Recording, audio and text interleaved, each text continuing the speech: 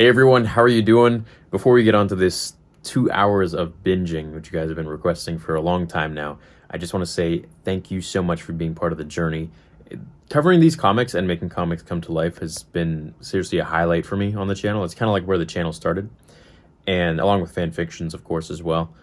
So I'm really excited to get into the new Vader comics coming in 2020 and get back to the roots of the channel, man. It's going to be great. That being said, big shout out to Lucasfilm, Charles Soule, the writer of this series, which is one of my favorite Vader series. They nailed it. And of course, Marvel and Disney. So thanks, guys, for being part of this. I hope you enjoy the next 2 hours. I've done it in chronological order, and as well as when we're starting every new chapter, which you may or may not notice. I've also put a cover for about 5 or 6 seconds of each issue, just so you know what's going on and you know what issue it is we're covering. Until we get to the next one. So without further ado, enjoy this, hit a thumbs up, 1 year worth of work. I'm very, very excited to put this all in one shot. I've been wanting to do it for a while, so may the force be with you. Enjoy it. I love you. See ya. No! You told me you would save her. In your rage, you chose a different path. As Vader continues to accept the realization that Padme is now dead, Palpatine tells him that she's gone and that the dark side can't bring her back. However, in her death, she gave him a gift. As our attention drapes over the scene, we come to Vader's left hand as he shapes his fingers into a pincer like he always does when he's about to force choke someone. However, it has no effect on his master as he is far too strong in the Force. Now you must choose. Will you accept that gift? Will you use it? Or will you die? As Vader bows lower before his master, submitting to him and accepting his fate obediently, Palpatine suddenly fires Force lightning at him, unleashing the full power of the dark side upon his apprentice.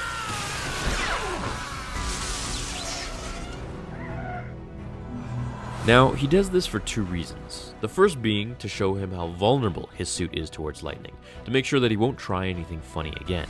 And two is because he wants Vader to fight back. He wants to see what he's really made of after this whole transformation. Also, the fact that Sidious does this literally as Vader gets off the table after Mustafar's events is absolutely ridiculous. We now get a glimpse of just how evil and torturous he was towards Darth Maul.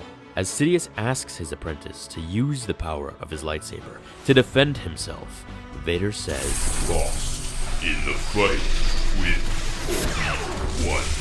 He took it. As Palpatine yells in defiance of his failure, he calms down, telling Vader that the blade belonged to another, a Jedi, meaning his former self, Anakin Skywalker. As he draws his lightsaber from his sleeve, he tells Vader that he is now a Sith. Recognizing the traumatic day that he's had, which is an understatement, he threatens to finish what Obi-Wan couldn't if he ever touched him with the Force again.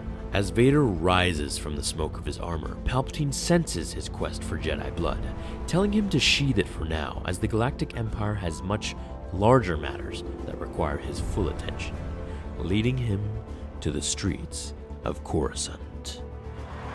Never again will we fear the Jedi. Through the grace of our Emperor Palpatine, we were saved from their treachery. Never again will we fear the Jedi. Through the grace of our Emperor Palpatine, we were saved from their treachery. The Jedi are gone. The Emperor saw through their separatist plots, their lies. He survived their attempt to assassinate him. And now, at last, we are safe. As we see the clones throw barrel after barrel of Jedi lightsabers into a massive furnace, it's pretty obvious what they're about to do with them. Presumably, these sabers are collected from the dead bodies in the Jedi Temple after Anakin massacred them. Now, I want you all to look closely with me as Mas Amedda maniacally looks to the last saber, holding it to the sky, to be burned, and with it, the perceived memory of the Jedi altogether. That is until Luke shows up. We have entered a new age. An age of freedom! We can actually see that he's holding the lightsaber of none other than Jedi Grand Master Yoda. As he throws it into the furnace, Palpatine sighs with relief.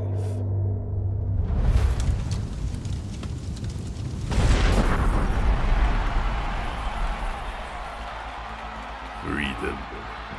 None of them understand it.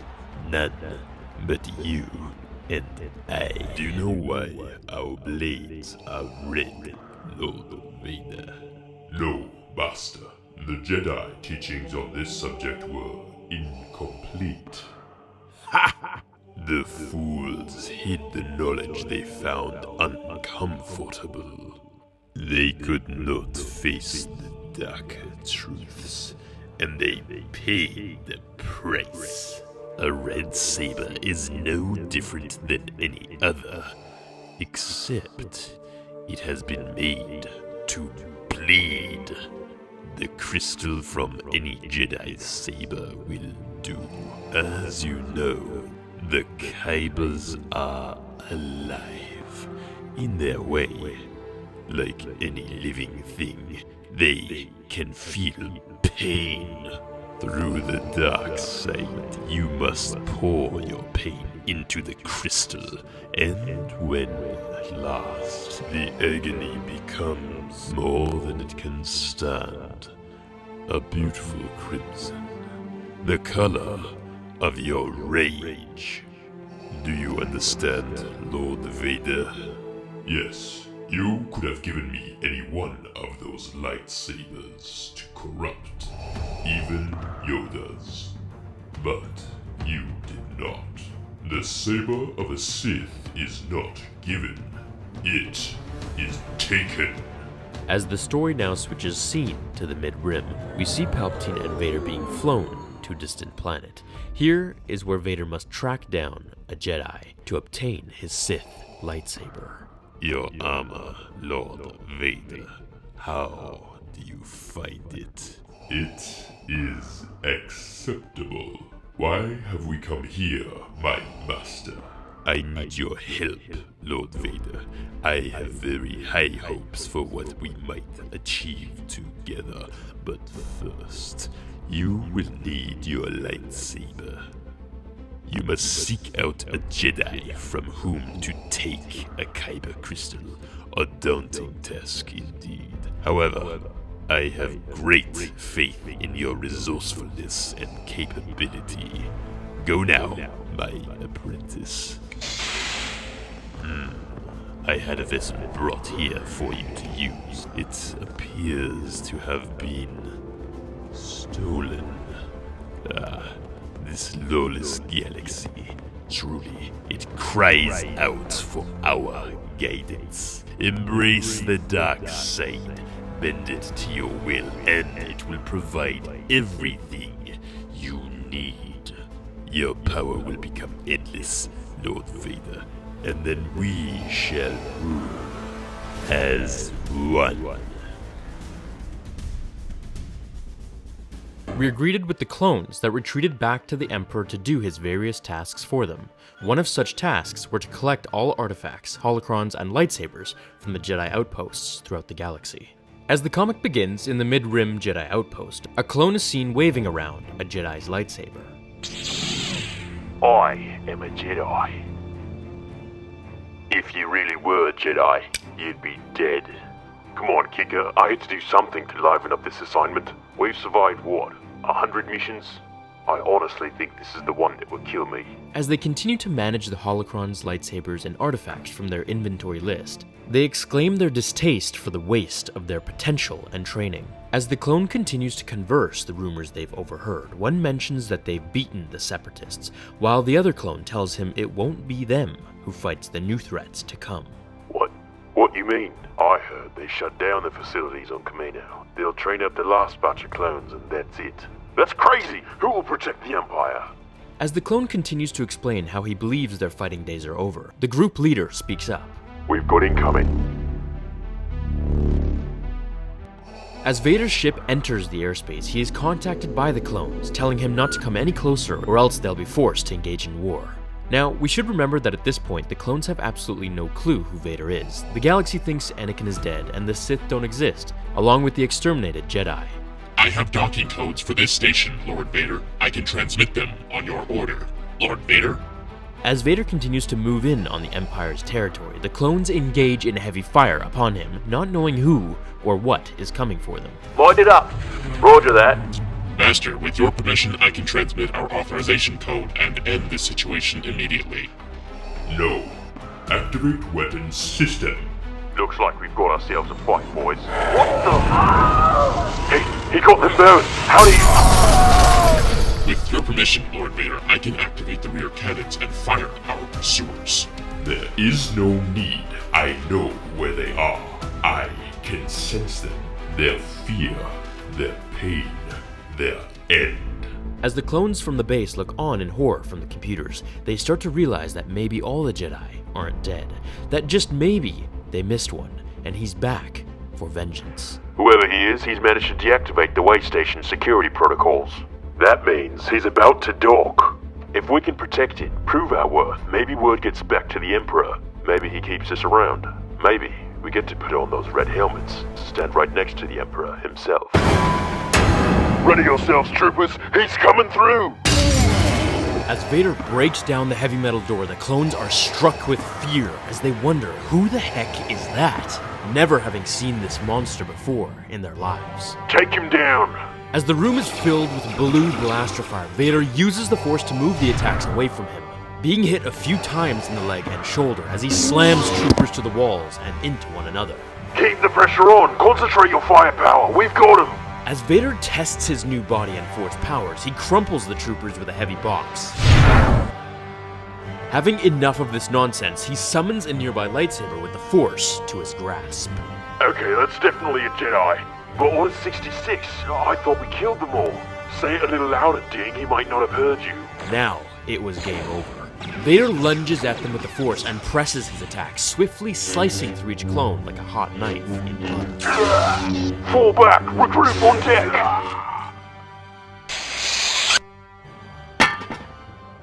As Vader walks over to the computer, he asks his droid, Does this archive contain a record of all Jedi assignment before the execution of Order 66?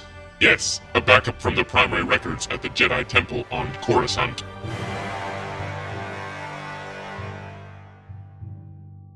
I require data on any Jedi who took the Barash vow prior to the Purge. The Barash vow. Clarify your need for this information. I do not expect to be questioned. I expect to be obeyed. As long as I serve you, I will do both. If I ask for a question, it is because I believe the answer will enhance my service. Potential responses to your query include over 14,000 Jedi since the founding of the Order. I can recite all available data on these Jedi. It will take several months, or you could clarify. Either is acceptable to me. My master ordered me to take the Kyber crystal for my lightsaber from a Jedi I have defeated in combat. Because of the Purge, the task has become difficult. I require a living Jedi. Finding a Barash taker seems the easiest route, if one exists. Any Jedi pursuing Barash has sworn to refrain from activities related to the Order. Complete disengagement from anything but the Force. It is a type of penance. While a Barash taker would have felt the Purge, they would have not allowed themselves to respond to it, or take action of any kind. Which means they may not have gone into hiding after Order 66. I understand. Lord Vader, thank you. Resuming search protocol. Lord Vader, explosive device detected. Take cover. The explosive device did not explode. Yes, I am aware. Get down on your knees, you're coming with us. Coming with us? Just shoot him, Ding. I have a better idea. We know what Jedi are capable of. They're powerful, but they have limits. There's no way he can do anything to us while he's keeping that grenade from exploding. We'll get him in restraints, and then he's ours. And then what? And then we'll take him back to the Emperor, offer him up like a prize. Who knows what he'll give us if we bring him a Jedi traitor. No more retirement. Red helmets, for sure. Troopers, you have made a mistake. Oh yeah? What's that? Can't breathe. I am not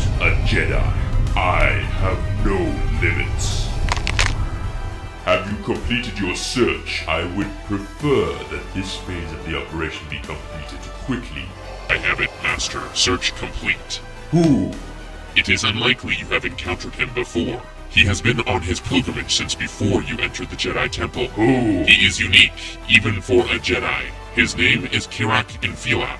It has been many years since he has been active in Jedi affairs, but the records show that even when he was, he did not take part in diplomacy training or research. Apparently, Master Infila had precisely one purpose within the Order: to fight. So in today's issue, we meet Kirak Infila, the mysterious Jedi Master who took the bearish vow.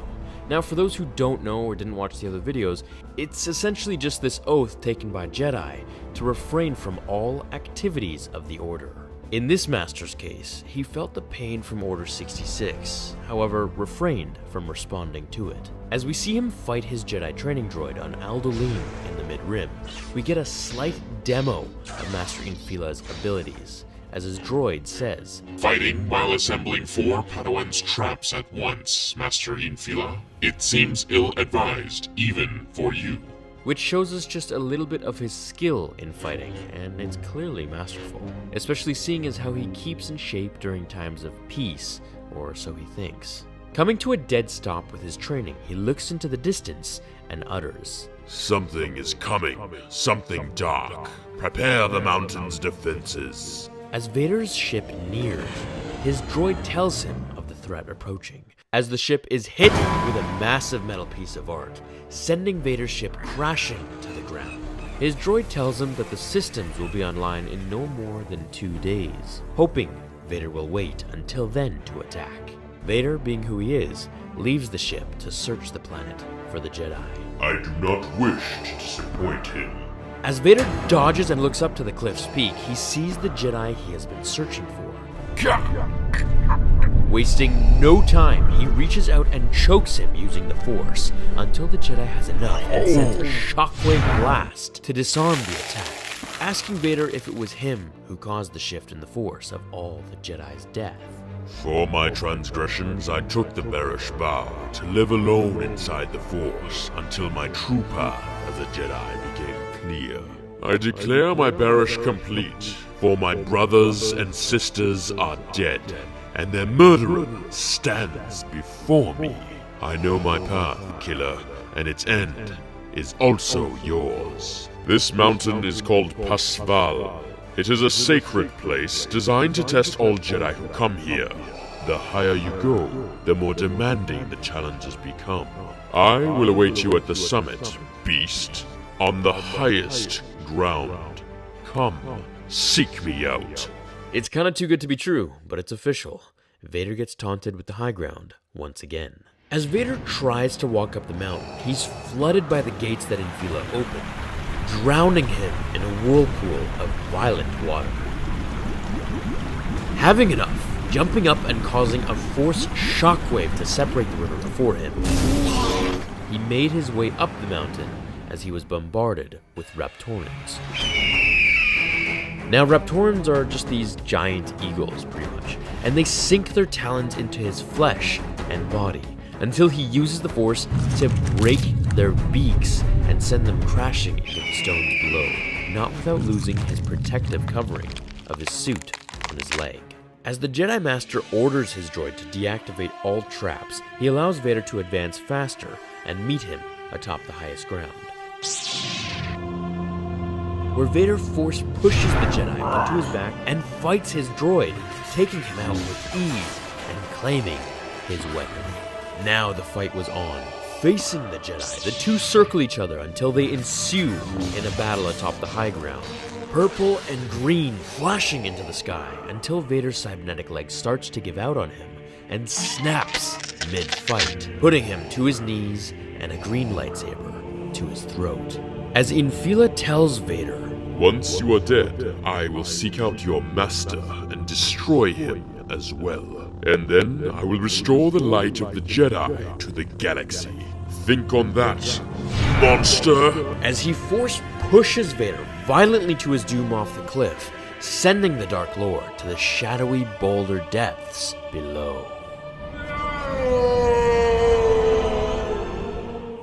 The comic sadly ends here, and we're forced to impatiently wait for the following issue that I know is going to be literally picking up from Vader's fall. As he lays atop a boulder that broke his fall, he moans in the agonizing pain that his body is in, when he is brought to his senses by the Jedi Master's annoying droid that he discarded of earlier in the fight, who tells him, You are defeated. I require my ship. Here we have Jedi Master Infila going to see Marina, his mechanic on the planet who kept his ship parked for too many years to remember. Years, Marina, all of which you were paid for in advance, to store my ship, and now I need it. As she begins to immediately work on his ship, he informs them that he has just killed a Sith and must fly to fight and kill his master, saving the galaxy in the process. When he is struck by a dark tremor in the Force. No, it's not possible.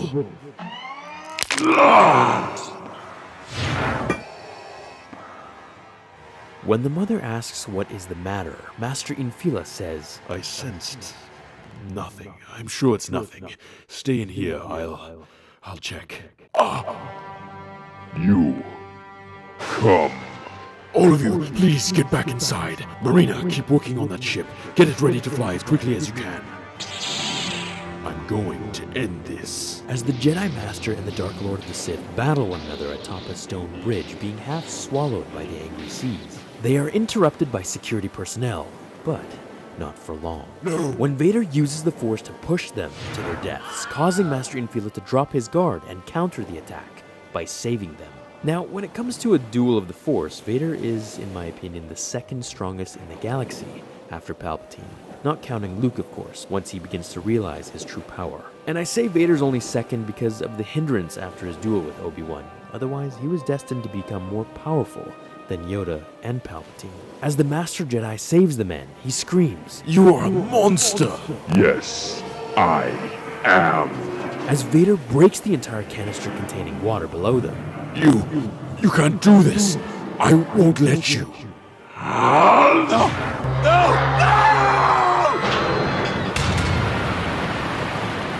Master Infila tells Vader that this is about the Jedi and the Sith, and not about the innocence of the planet.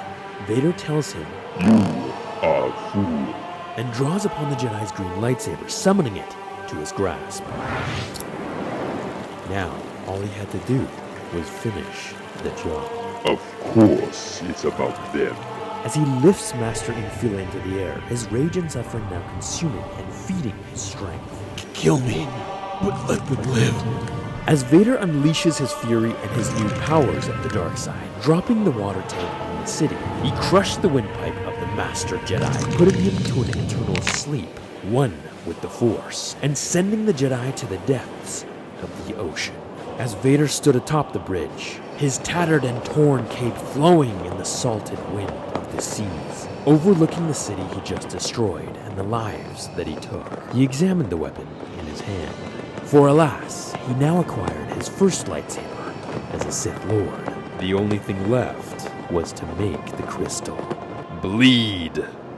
As Vader leaves the river moon of Alderaan, he receives a transmission by Sidious, who tells him that upon completion of defeating the Jedi that survived Order 66, his ship would autopilot him to Mustafar upon orders. This is where he would learn to corrupt the living crystal and make it bleed red. As Vader begins to touch down on Mustafar, Sidious tells him that the planet is a good host of dark-side energy at its core, and this would be the perfect place for him to turn his crystal red. Here you will reclaim yourself. From the site of your greatest defeat, you shall rise strong, unbroken, powerful. As Sidious tells him that the Jedi weapon in his hands contain the alive crystal which pulses with light side energy, and that the task will not be easy, but rather test his abilities in both mind and the Force.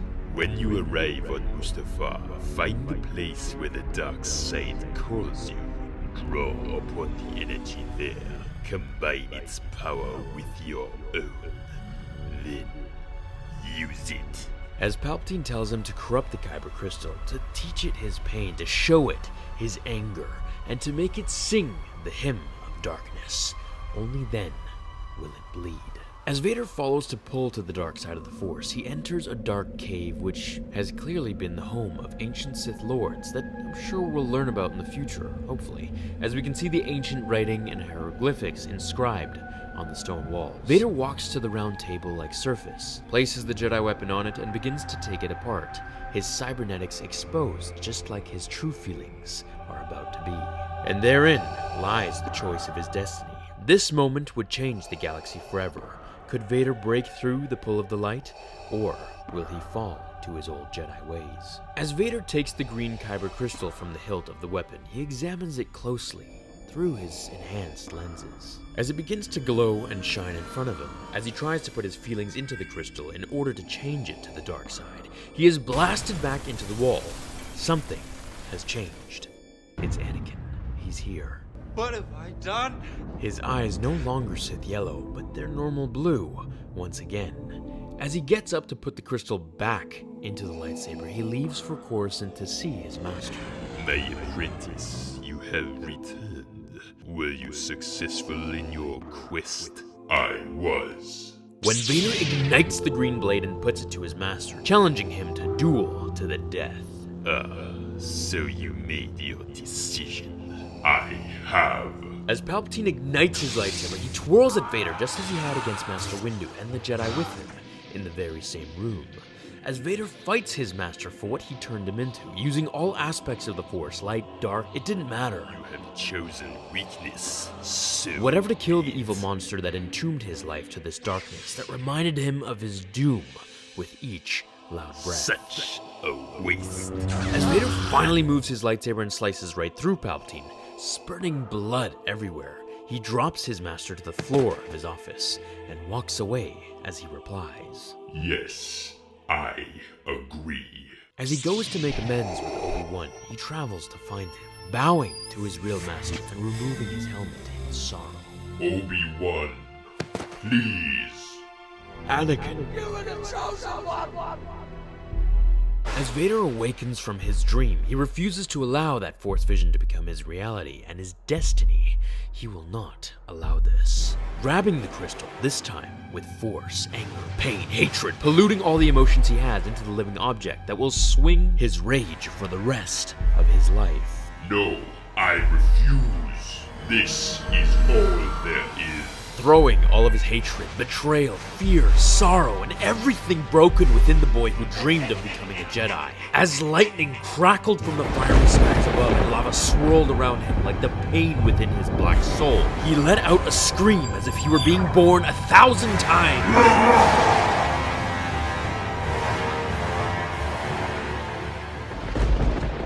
Construction continues apace, Your Excellency. I believe we will meet or surpass all targets. What? As Palpatine tells both Tarkin and Mas Amedda to leave, he assures them he is perfectly safe. Now, mind you, this is the first time that they see Vader. They have no clue who or what he is. Apprentice. My master.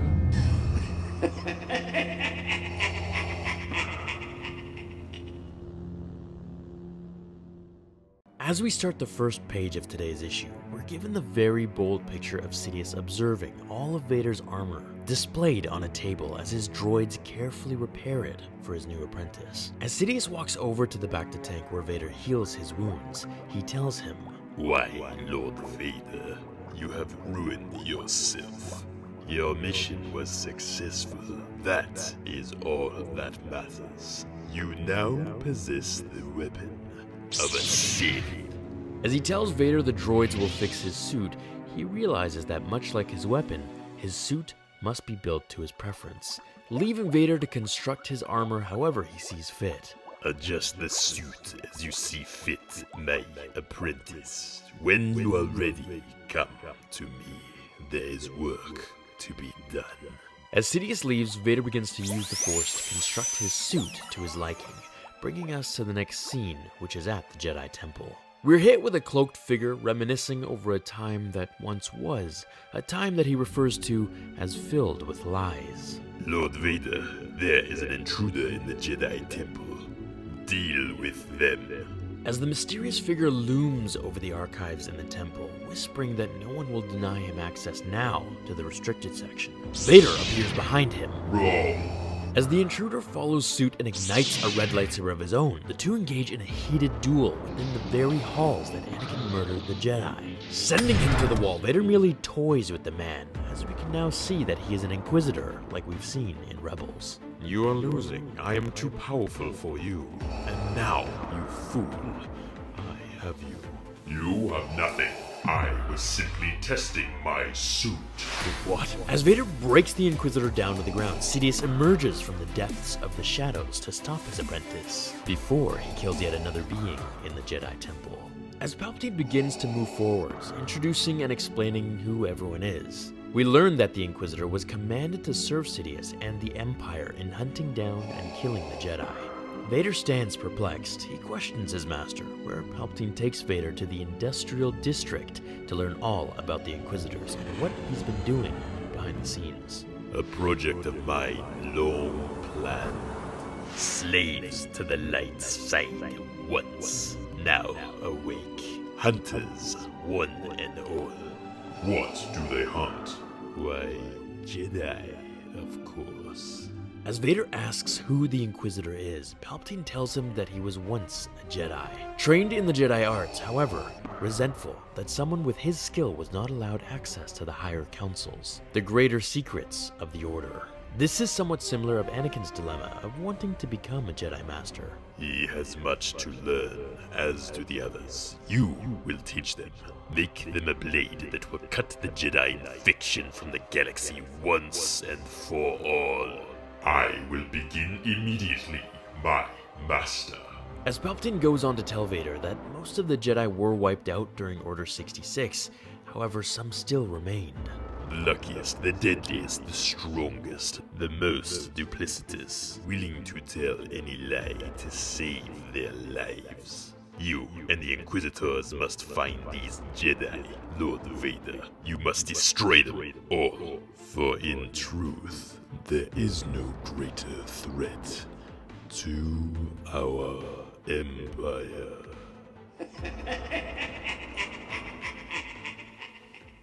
So that wraps up the 6th issue of the comic. I personally am happy we got to see the first appearance of the Inquisitors, which were fully formed so early after the Purge.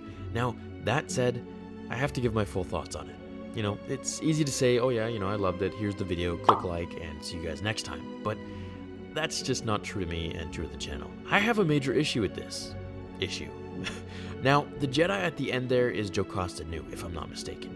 This is the old lady librarian who was so rude to Master Kenobi in Attack of the Clones. It's only an arm. Get up and fight. Lord Vader, I must protest. What will chopping off Six Brothers' arm possibly teach him? Losh. He will never forget it. None of them will. As Vader leads the Grand Inquisitor upstairs, he tells him that his men were not ready. Being told that the Inquisitors were trained by Jedi, Vader snarkily replies, And they fight like it. Defensive, moving to attack only when there is no other choice. I will instruct you. You will bring my lessons to the others. Any Inquisitor who does not progress will be eliminated. As Vader motions towards the computer, he explains that their mission begins now, as they go over a list from the Emperor who has documented all surviving Jedi from Order 66, informing Vader of the Emperor's hit on the most important and dangerous Jedi survivor, Jocasta Nu. Now, for those of you who don't remember her, she is the really rude, annoying librarian from Episode 2 Attack of the Clones, who tells Obi-Wan that if something isn't in the Jedi archives, then it simply doesn't exist. Okay, let's continue. She is given extra emphasis, but I do not know why. Now, while Vader and the Grand Inquisitor speak out about how useless and weak she is, they wonder why she's been rated as the most wanted Jedi after Order 66. As the scene goes to Jocasta Nu on a mystical planet, we see her meditating into a Jedi holocron, as she says the words, Whoever is seeing this, it's up to you now. Flipping the page, we see her being delivered some tea as she is asked to retire for the day when she pulls aside a crate full of Jedi holocrons that must be fulfilled, saying, if my work is not complete, then I must work. So she clearly has that same snarky attitude that we saw in episode 2. As Darth Vader takes the Grand Inquisitor to the Jedi Temple archives, he orders him to go through all the information containing any clues as to where the surviving Jedi are. Do not fail. Don't worry, Vader. I've waited my whole life for this. As Jocasta Nu runs through the mysterious planet's waterfalls, we see her carrying another Jedi holocron into a cave, greeting Gar, her assistant, as he prepares them a meal. She then stops dead in her tracks, grabbing a small chest from above her bed. As Gar says that she doesn't need it anymore, that her work is done and the archives are now all complete, that she can run away and be anyone that she wants, the librarian Jedi Master pauses and tells him, Oh, my friend, don't you see? I haven't built an archive here. I've built a school. Grabbing her things and telling him that her mission will be extremely dangerous, she says if the Force wills it, she will return, and then they can truly begin. Asking what she means, she replies, A school needs students. Lord Vader, report. As Vader tells his master that the Inquisitors will do their duty, the Emperor begins to change the subject, as the Dark Lord inquires something. Proceed. I have seen the Inquisitor's target list, one name distinct from the others. Clearly, you wished me to ask you about it. And so, of all the remaining Jedi, why Jocasta Nu? As the librarian Jedi Master takes her lightsaber and puts it to her belt, she travels to her destination. Ah, yes, Jocasta Nu. She is ancient, middling in the Force, barely competent with a lightsaber, and yet the crown could end everything we are trying to do. For you see, the Jedi Order held power in the Republic for far too long. They abused that power. They laid claim to every site of interest to the Force across the galaxy. Shrines, wells of energy, ancient temples. They took them, believed they were theirs by right. The Jedi plundered these sites, took everything of value from them, and brought these items here to Coruscant. And then they gave them to Jocasta Nu to guard. Not just secrets of the light side of the Force, the dark side as well. Secrets that were not theirs to keep. Secrets even of the ancient Sith. Stop there, citizen. Identify yourself. She is little better than a witch. As Jocasta Nu uses a Jedi mind trick on the clones, she walks into the Jedi Temple through a secret passageway. She is no one at all. We see nothing at all. As Vader tells his master that he will end her life, personally, Palpatine has other plans for him. He tells Vader that he must refrain from killing her. Lord Vader, release him. Thank you for your support, Colonel. I hope your division will show improved performance in the weeks to come. You may go.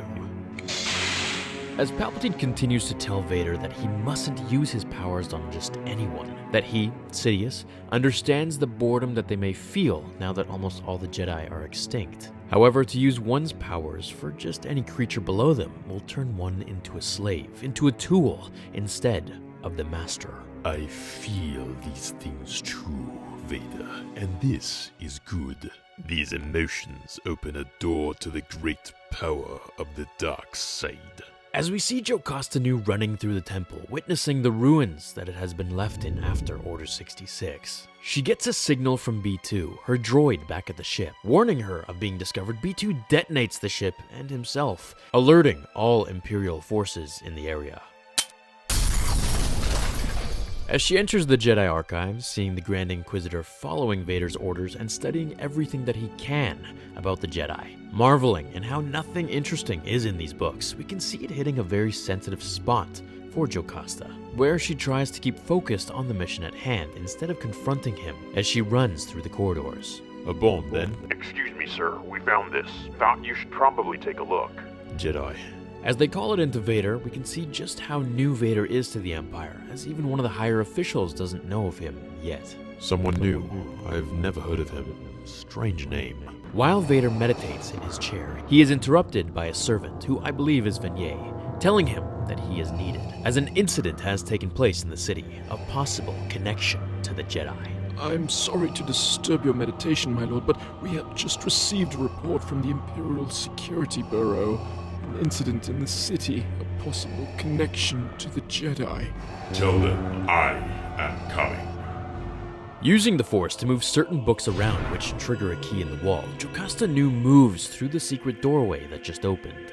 Master Activist Jocasta Nu, you have returned at last. I have kept my watch. Everything is exactly as you left it. As Jocasta, the activist, moves through the Jedi Temple's hidden room, which what I can only imagine is part of the restricted section or something even more forbidden, we see all of the Sith holocrons sitting in display cases, with a giant one sitting right next to that case. As Vader stands amidst the investigation of the bomb's leftover pieces, the officer tells him that it was just a bomb, and the Jedi insignia was on it, merely just graffiti from those rebelling against the Empire. You are wrong. As the officer tries to tell Vader about his prestigious years of experience and that he doesn't really have to answer to him, Vader uses the Force to bring together the pieces of rubble and form them into what they once were, Jocasta Nu's ship. Lord Vader, we were only getting started. In time, I'm sure we would There have... is no time. A Jedi is on this planet. Take your team, search every level. Avoid only the former Jedi Temple. The temple, but if a Jedi is here, it seems likely they might head there. Surely someone should search it. Someone will. As Vader swiftly turns on his heel, cape billowing behind his strides, we enter the next scene where Jocasta Nu holds the most important piece of this issue, and realistically, the end of the Empire as a whole, if in the right hands, depending on your certain point of view, of course. The Order's database of every Force-sensitive child we knew of in the galaxy, as of just before the Purge, a seed from which we will grow again. Goodbye. Thank you for your service. If fate wills it, we will see each other again. Of course. May the Force be with you. As the old Jedi Master leaves the hidden room, she glares at the Inquisitor, who mocks her books and throws them aside with distaste. Don't be a fool. It doesn't matter. Drivel. Jumping down to the table below, she ignites her blue lightsaber to the throat of the Inquisitor, shouting, Get your filthy hands off my books! As Vader sped to the Jedi Temple, his anger and hatred growing with each flap of his cape billowing in the Coruscant night sky behind him, landing at the very steps where he marched with the 501st to spill Jedi blood during Order 66. He walked by his troops when one clone says, The temple is sealed, Lord Vader. What are your orders? Unless authorized by either the Emperor or me, no one enters, no one leaves. As Vader moves up the grand steps, he is slowed by a clone that asks him what they should be expecting, as they have no intel on the situation other than there's been a breach. A little more information about who we're facing might enable me to make better tactical decisions. Commander, were you involved with the implementation of Order 66? Yes, I was here in Coruscant, did my part. All the clones did. Shut those Jedi agitators down cold. It seems, Commander, you missed some. Who are you, and how dare you defile this sacred place? As the Grand Inquisitor stands at lightsaber point, he asks Jocasta if she recognizes him. After having denied him access to the higher archives countless times, it should be obvious who he is. Standing back in shock, Master Jocasta asks if he is a Jedi, when the Grand Inquisitor ignites his red lightsaber and attacks her, as she whispers, Sith.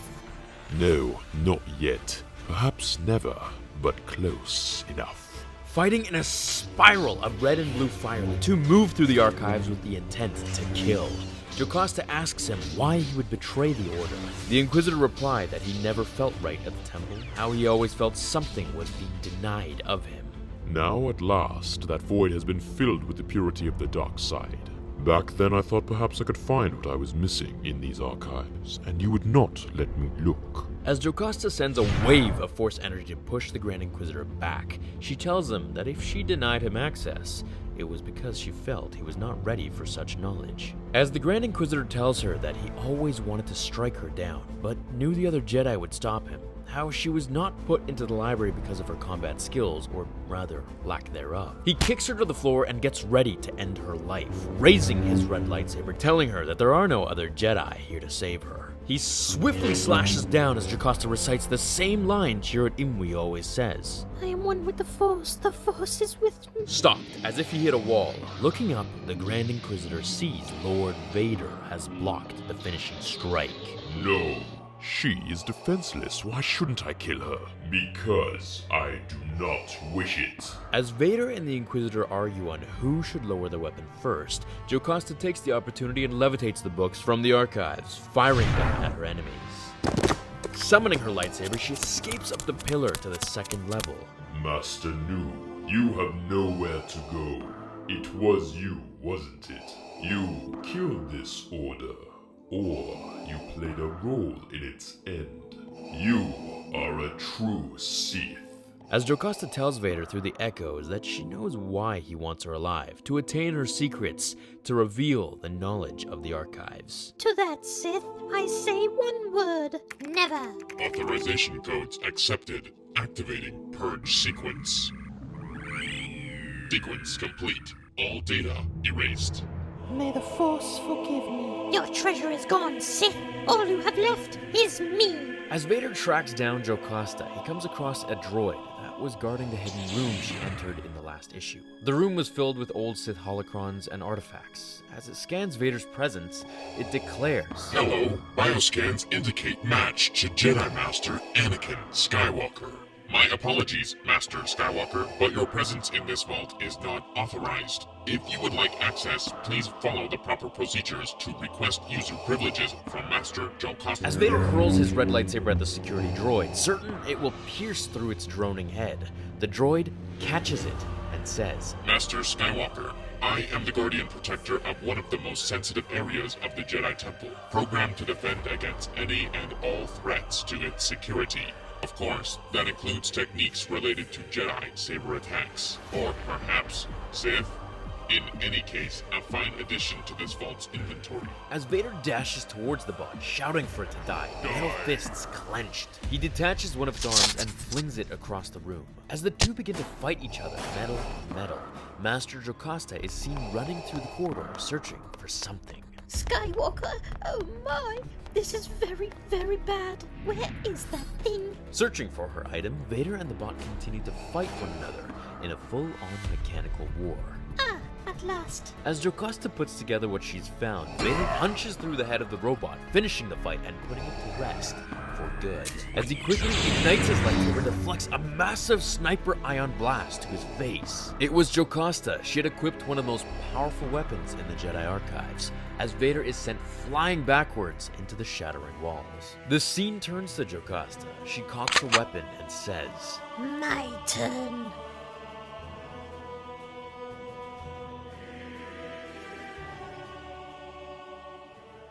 As Vader and Jocasta Nu square off in the hallway. Lay down your weapon, Jedi. I do not want you to die. As Jocasta begins to tell Vader that she feels the dark side emanate from his very being in waves, she fires another blast at him, which, by the way, is the coolest looking gun that I've seen. It uses her lightsaber as the energy bullets, essentially, and I'll have to cover this weapon on its own after, because it's pretty different. As Jocasta continues her monologue, she tells Vader that she knows he was Anakin Skywalker, and has now been twisted into Palpatine's tool to stamp out the light side of the Force. That the Force is eternal, and will always be so, as long as life exists. It will find its vessels. It always does. It already has. There are others waiting out in the galaxy. As her weapon malfunctions, melting her lightsaber in the process, Vader dodges quickly as she throws the broken gun at him, exploding it in midair as he uses the Force to toss it aside, revealing a massive crater in the temple's wall, alerting all the clones nearby. As she summoned one of the several lightsabers carefully displayed in the wall, she ignited an emerald green blade from a very unique and ancient-looking hilt, as she runs out to meet the clones below, who all fire upon her without hesitation. That's a Jedi. All troops, open fire. As the clone troopers open fire on her, they spot a second Jedi up top in the temple. However, to their surprise, it's Lord Vader wielding his red lightsaber. As Jocasta and Vader block the oncoming fire, a clone commander up top sees Vader being attacked and immediately orders all troops to cease fire as he jumps aboard the vessel. All troops, do not fire. That is a high-value target. As Jocasta Nu falls backwards to take her life, she whispers, I am one with the Force. The Force is with me.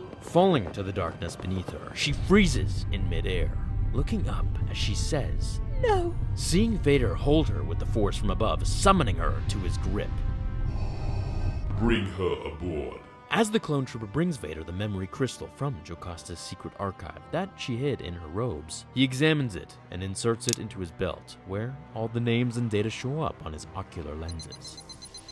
This list: names, locations, and birth dates. Recent birth dates. These are children.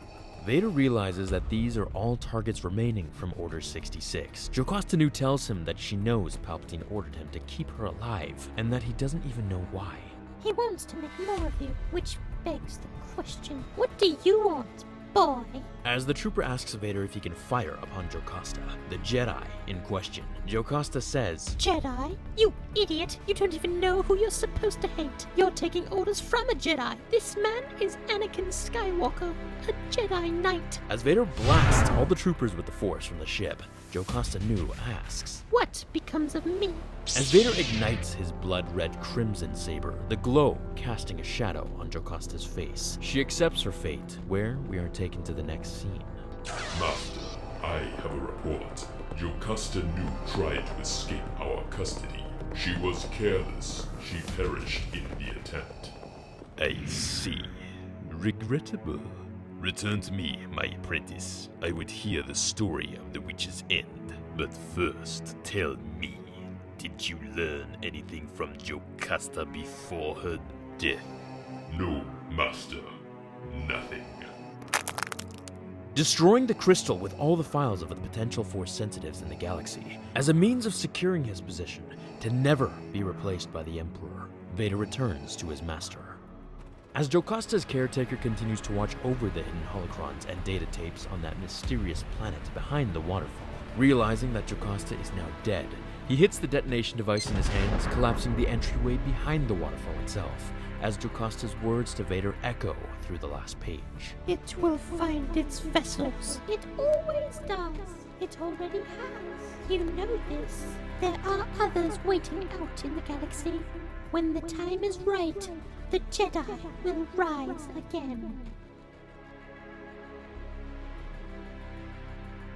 We start today's issue off with Vader and the Ninth Sister investigating a bar fight that happened, where she tells him that reports were made of someone using the Force to get out of the fight. This makes Vader very angry. The fact that a new Jedi could be on the loose, another Jedi is out there, that Order 66 didn't really succeed as well as he hoped. He goes outside to enter the other entrance to the bar, when she tells him that during the time that she was a Jedi, she knew everyone had unique gifts, whereas hers was the ability to detect emotions, and now that she's turned to the dark side, that power is amplified even more. As Vader leaves, she calls him a poor sadistic monster, obviously behind his back, dying for a fight, or rather, dying to die his miserable life. As Vader enters the bar, we get this old Western kind of feeling, when everyone goes silent as he asks the hive of scum and villainy, what happened to the Jedi that was here? Tell me. As everyone stops to examine who this man is, or rather this monster, up above on the railing, a literal family of 3 bounty hunters have their scopes on him, particularly a tractor beam scope on his lightsaber that he took from Kirak in Phila and corrupted the crystal to make it bleed red. Once he finally notices something is being snatched from his belt, he quickly reacts and pulls it to him using the Force, when the daughter of the family throws an ion charge, exploding it to all nearby electronic devices, as his lightsaber breaks in half, tumbling the corrupted blood-red crystal to the floor. As the family tells everyone in the bar that no one is going to get hurt, that they're just here for the Jedi, Vader levitates several aliens in the air and simultaneously Force chokes them all, hurling them as hard as he can at his assassins. Lucky for them though, they activated their Force shields, which kept them safe. For now. Ninth Sister, I am under attack by bounty hunters. They triggered an ion pulse and destroyed my lightsaber. Bring me yours. Ion pulse, eh? Guess it fried mine too. Oh well. As the bounty hunters open fire on Lord Vader, he raises bodies from the floor to create an organic shield around him. As they take the fire, keeping him safe amidst the blaze, allowing him a chance to escape, he flees for the door and summons his red crystal with him. While the hunters get away, Vader appears and accuses the ninth sister of betrayal, telling her that she was the one who ordered them here to kill him. When she assures him that it was not her, he summons her lightsaber and puts the emitter to her throat, telling her, "It is only a matter of time until I learn the truth. We shall see.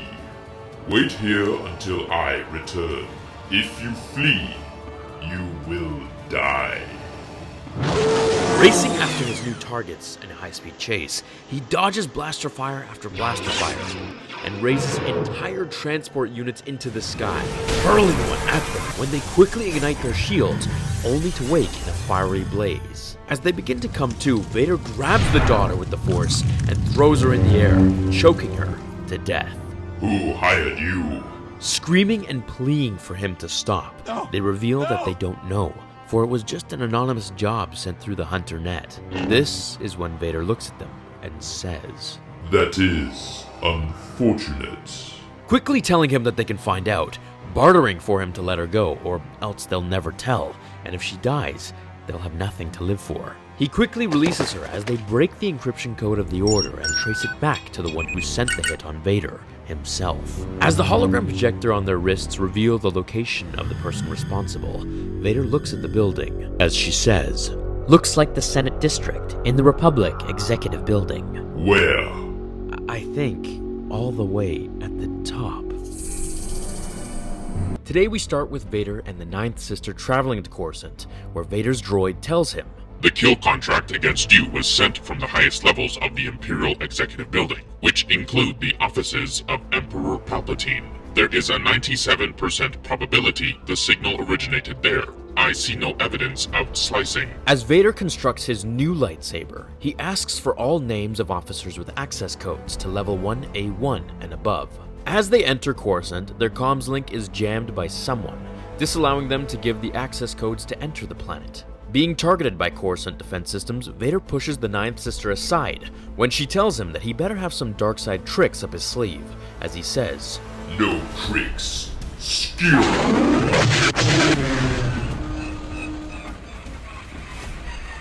As they crash land on Coruscant, Vader meets up with Palpatine in the old Jedi Temple, where Sidious tells him that his fight with Jocasta was not a defeat, nor was it a victory. However, he's astounded by the amount of Sith and Jedi artifacts that she possessed. "The contract originated here, sent from the highest levels of Imperial government." The highest? "Yes. Did it come from you?" I see you have rebuilt your lightsaber, Lord Vader. May I see it? Yes, an improvement. I think the hilt you took from Master Infila did not suit. If I wanted you dead, my apprentice, I would not require such indirect methods. "I thought perhaps a test of some kind."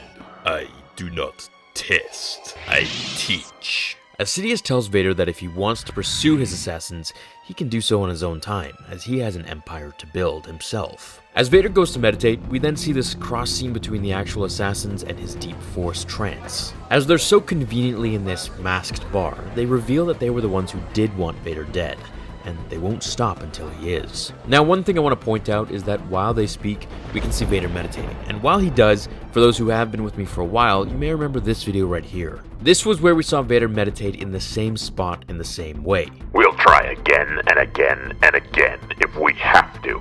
Eventually, he'll die. Everything dies. As Vader ends his meditation, he goes to his master and tells him that no one in the Empire knows that he has command, and maybe this is why he is being assassinated, because no one respects him. They know he has strength, but not his authority, not his power, Palpatine's power. So, Sidious rounds up all the elite Imperial officers in the area and tells them, It is time to eliminate any confusion. This is Lord Vader. He speaks with my voice. A command from him is as a command from me. Pass this information down to your men. All must understand. Pharaoh, Binyan, Strefi, Azoras, Baroki. Step forward. 2 attempts have been made on my life. Evidence suggests a conspiracy within the Imperial Officer Corps. I do not yet know the precise individuals behind these attempts, although I have my suspicions. It does not matter. I will always survive. Every time I will survive. But 5 of you chosen at random will not. As the bodies drop to the floor and Vader strikes fear into his officers officially, he turns swiftly on his heel and leaves back to his chair where he resumes his meditation and extinguishes every light side emotion within him, symbolized by those butterflies, cracking the thick glass window as he wakes to make his next move on his killers.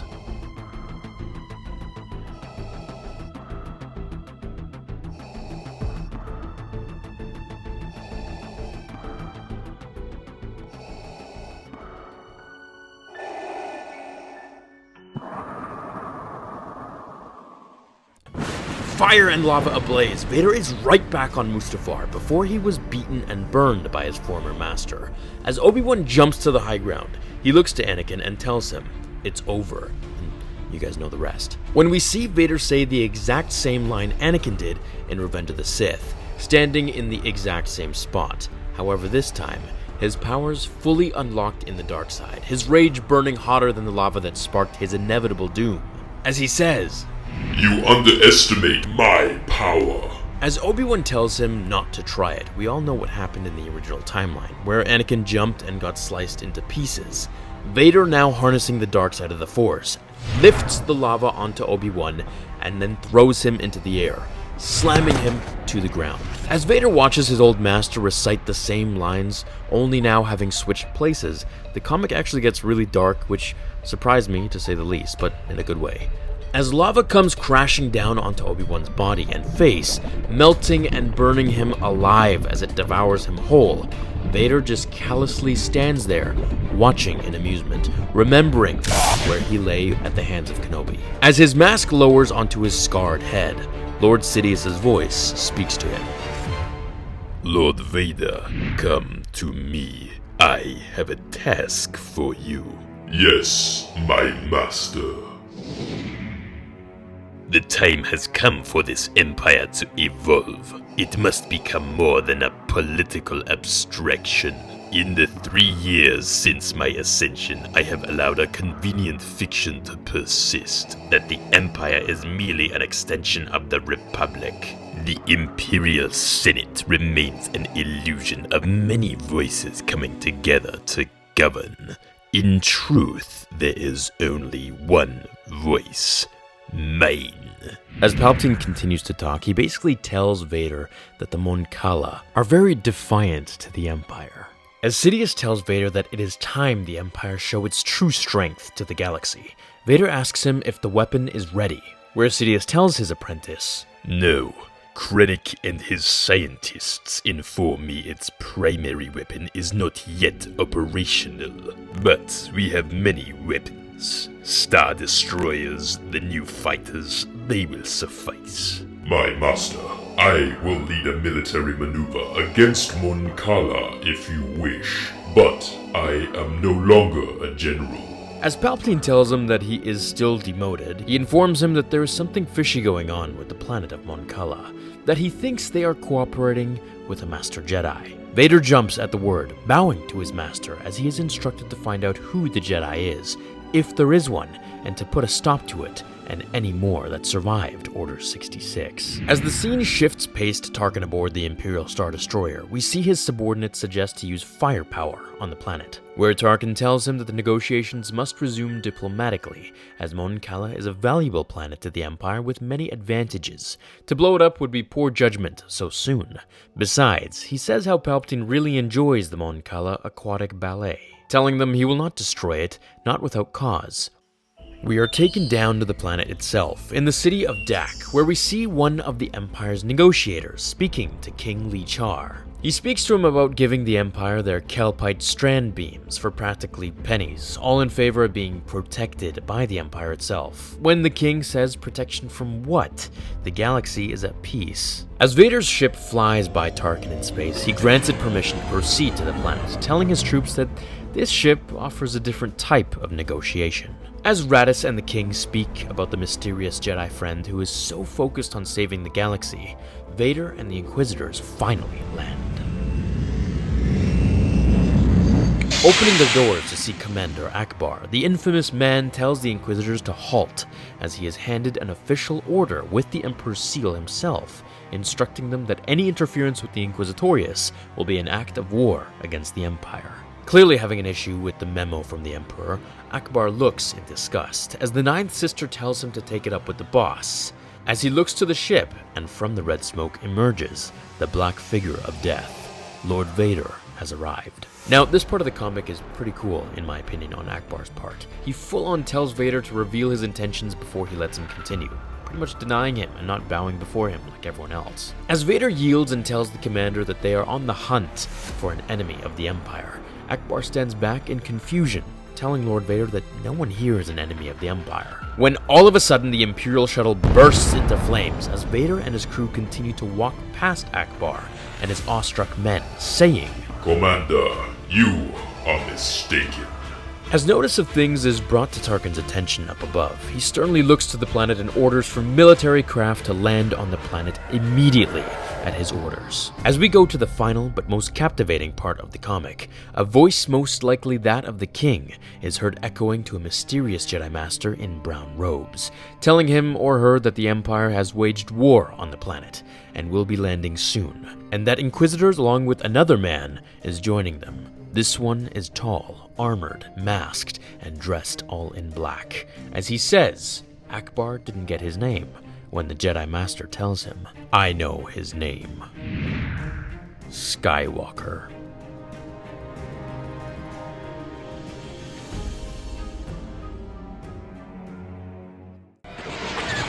Today's begins with Vader's men and the Empire annihilating the Mon Cala army after the Imperial ship was destroyed upon its return to Tarkin's starship, orbiting above. As they clear the landing platform, Vader leads them up, where he assures them that the king is still around.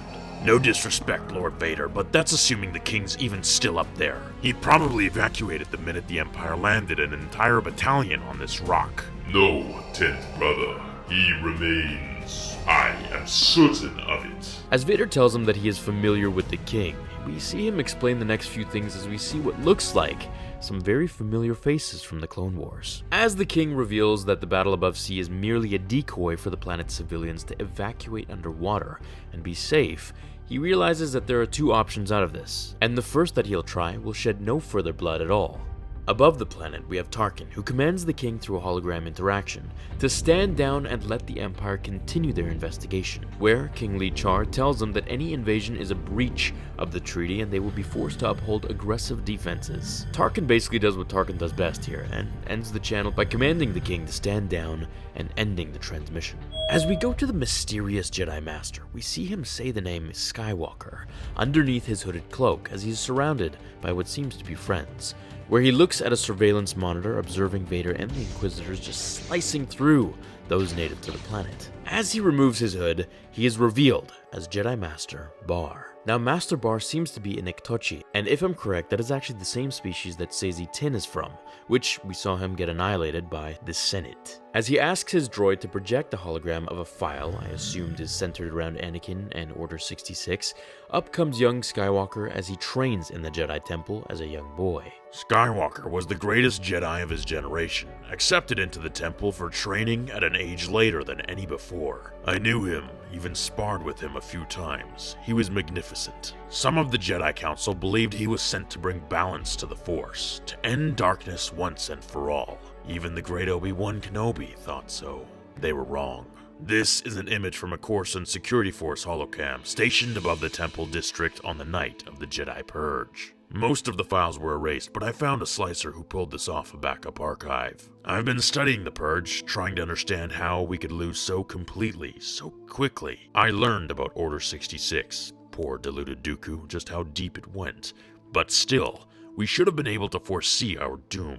We were peering outward when we should have been looking at ourselves. At him! Palpatine's clones did their part, but the rest he killed. Even the younglings. He hasn't stopped either. He hunts the few survivors alongside his Inquisitors, more former Jedi, traitors. Darkness was everywhere inside us, like a cancer, and we just couldn't see it. Skywalker's betrayal did not come without cost. He is dark now, inside and out. He calls himself Darth Vader. But the sins of Anakin Skywalker remain the sins of Vader. Even the power of the dark side cannot erase the past. The Jedi must be avenged, Master Bar. Send us to destroy this Vader. As easy as that, Reb. Vader is the most dangerous man alive, and his Inquisitors are nearly as bad. I have another plan.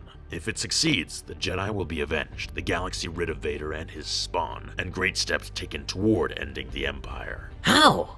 Well, that all depends on the King. As Master Bar tells the King to trust his vision of the evil that the Empire shall turn into, he agrees to the plan and ends transmission. As he looks behind him and sees Vader and the Inquisitors, when he's slammed against the stone wall by the dark side of the Force. Ninth Sister, do your work. As the Ninth Sister interrogates the King's mind to reveal the location of the Jedi Master, which seems like the same kind of attack Kylo Ren uses on Poe and Rey, we see them all look up as massive waves from the native whales create a seismic tsunami, where Vader orders the Inquisitor to put up a Force shield. When they can't hold it off, he steps in and uses all of his rage to hold the wave back. But alas, it's far too big and heavy and engulfs the entire surface of the planet, Vader included, into the stormy seas of the abyss. As Tarkin informs the commander that Mon Cala hasn't been destroyed at all, as all of their infrastructure is below seas to begin with, he moves to ask whether any word from Lord Vader has been heard, as the Imperial tells him he's not responding.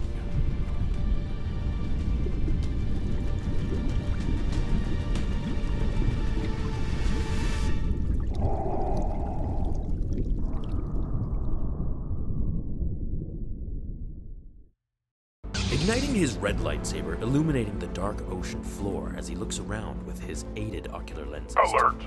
Oxygen levels at 30%. Alert! Suit rupture imminent. To find himself before a massive squid-like creature native to the planet. As they go toe-to-toe, Vader is eventually squeezed by the alien creature, and his lightsaber falls to the floor of the ocean below. Raising his hand, coming eye to eye with the squid, he summons the dark side and sends a powerful blast of force to the creature's eye, killing it and summoning his lightsaber to his grasp. As he floats through the ocean wreckage with his new kill, almost surfing on it underwater, he enters the Inquisitor's shuttle as he demands to know if the Jedi is dead or not. As the Inquisitors say that the Jedi is still alive, but they know his location, they basically continue to tell Vader that the bright side of the story is that they rescued him. You are fools. I never need rescue. As the Inquisitors tell him that they know the location of the Jedi after torturing out of the King, as we saw in the last issue, Vader condescendingly tells them that the first thing the King will do is tell the Jedi that the Empire is coming for him. We need to move now, and all of you. As King Lichar floats through the ocean, he is rescued by his men. Tarkin is then informed of an imminent attack on an Imperial ship down below, led by Commander Akbar himself. Just once again, noting how battlefield savvy Akbar was, and how awesome. As Commander Akbar leads his men to the battle, he awaits until the perfect moment to fire all missiles. Fire!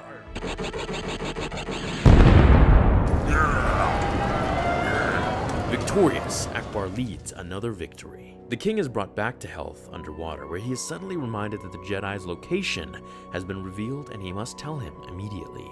Sending transmission to the Jedi Master Bar and his team, King Lichar tells him that no, the Sith definitely knows of their location as they tortured it out of him, and that they are probably headed there right now. The comic ends with dialogue of Tarkin telling his men that the situation is about to be escalated heavily, as we get a nice scenic shot of 3 Star Destroyers hovering over Mon Cala, ready for war. As Master Bar orders everyone to evacuate, they scramble in fear as to why when he says, It's Palpatine's band of Jedi hunters, Verla. The Inquisitors, with Darth Vader at their head. As he sets his droid for self-destruction, he extracts his data tape when, "But the Empire is attacking this world. You've been advising their king. Won't we do anything to help?" We've done what we came here to do, Orvek. And if we're gonna do it again, on as many other planets as we can, we need to leave right now, if it is not already too late. As they all jump into the hole before them, entering the ocean of Mon Cala, when Vader and the Inquisitors are literally in the ship before them, scurrying to get out of the way, Vader clenches his fist and cracks one of the helmets of Master Bar's group. We get a flashback to one of the members' sisters as they are taken to become a Jedi. Then, later during the events of Order 66, she finds out that her sister is being hunted, among all others, by Palpatine, where Master Bar steps in and recruits her. We get another flashback of another crew member passing time as they finally get onto land, where once again another flashback takes place as we find out briefly how the next crew member was recruited by Bar. Now, up above the planet, Tarkin basically admits that the Imperials are being slaughtered down below as their ships and men are at a disadvantage to the planet's water-preferred tactics. Signaling a transmission to Lord Vader, Tarkin says, "Lord Vader, Governor Tarkin, I am occupied. I am aware. I request that you allow the rest of your team to locate and dispatch the Jedi. I have another task for you. Secure King Li Cha." I am not subject to your authority. No, hence the request as opposed to an order. But the Mon Calamari and Quarren forces are digging in for a protracted conflict, and our Emperor made it clear that he wanted a swift victory here. If I have the king, I can end this. I suspect you can acquire him faster than anyone else. Will you assist me? I would consider it a personal favor. I would be in your debt. Inquisitors, I have another task. Continue on. Destroy the Jedi. Don't worry, Vader. We'll get him. See that you do.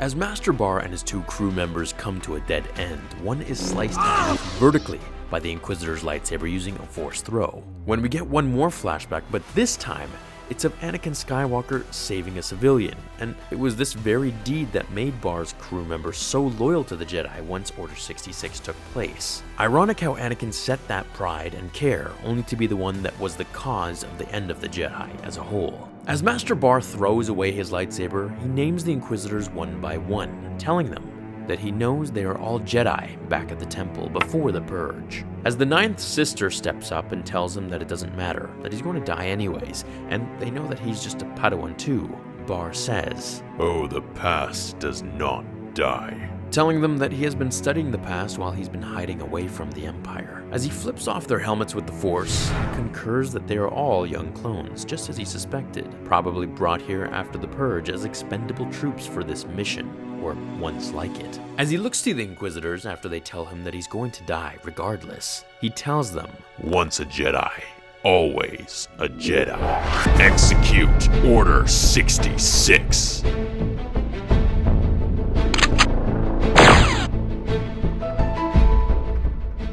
When Bar executes Order 66 in the last episode to the batch of very young and fresh clones, the Inquisitors are fired upon by every clone before them as the 10th brother is brutally killed, just like Ki-Adi was. Rest in peace. Bar tells them that the clones must obey their programming, no better than droids in a sense. As he leaps over them all and runs to the exit with Verla, the remaining Inquisitors are busy deflecting the onslaught. Master Bar, who's really just a Jedi Knight, tells Verla that she must leave the planet with as many allies as she can find. He tells her that there are other Jedi remaining, as he hasn't found any death records of Obi-Wan, Yoda, or Quinlan Vos yet. He tells her to find one and have them teach her, which is super cool since this means we'll finally see a familiar Jedi train her, hopefully. Hello there. Asking him to come with her, he says, No, I have another fight ahead of me, one I intend to win. As the Inquisitors send a massive force push to the clones, they open a pathway to the exit, when the sixth brother swings his lightsaber back and slices off the ninth sister's leg as a means of making a definite getaway, as the clones would focus on killing her. Meanwhile, Vader is outside King Li Char's hideout when his guards all begin to fire upon Vader, giving us a flashback, rather flash forward, to Rogue One against the rebels. He redirects all their blaster fire to them and cuts them down, making his way up the steps and deflects the king's immediate blast back to his hand and knocks the blaster from his grasp. Tarkin, I have the king. Very good, Lord Vader. Transmit your precise location. Take King Lee Char to a window. You have the coordinates, Lieutenant? Yes, Governor Tarkin. Very good. You may fire at will. As the Star Destroyer fires upon the planet, millions and billions are destroyed in the city as the King watches his planet boil and burn to the ground. You are beasts, parasites, evil, but destroy as many cities as you like. It changes nothing.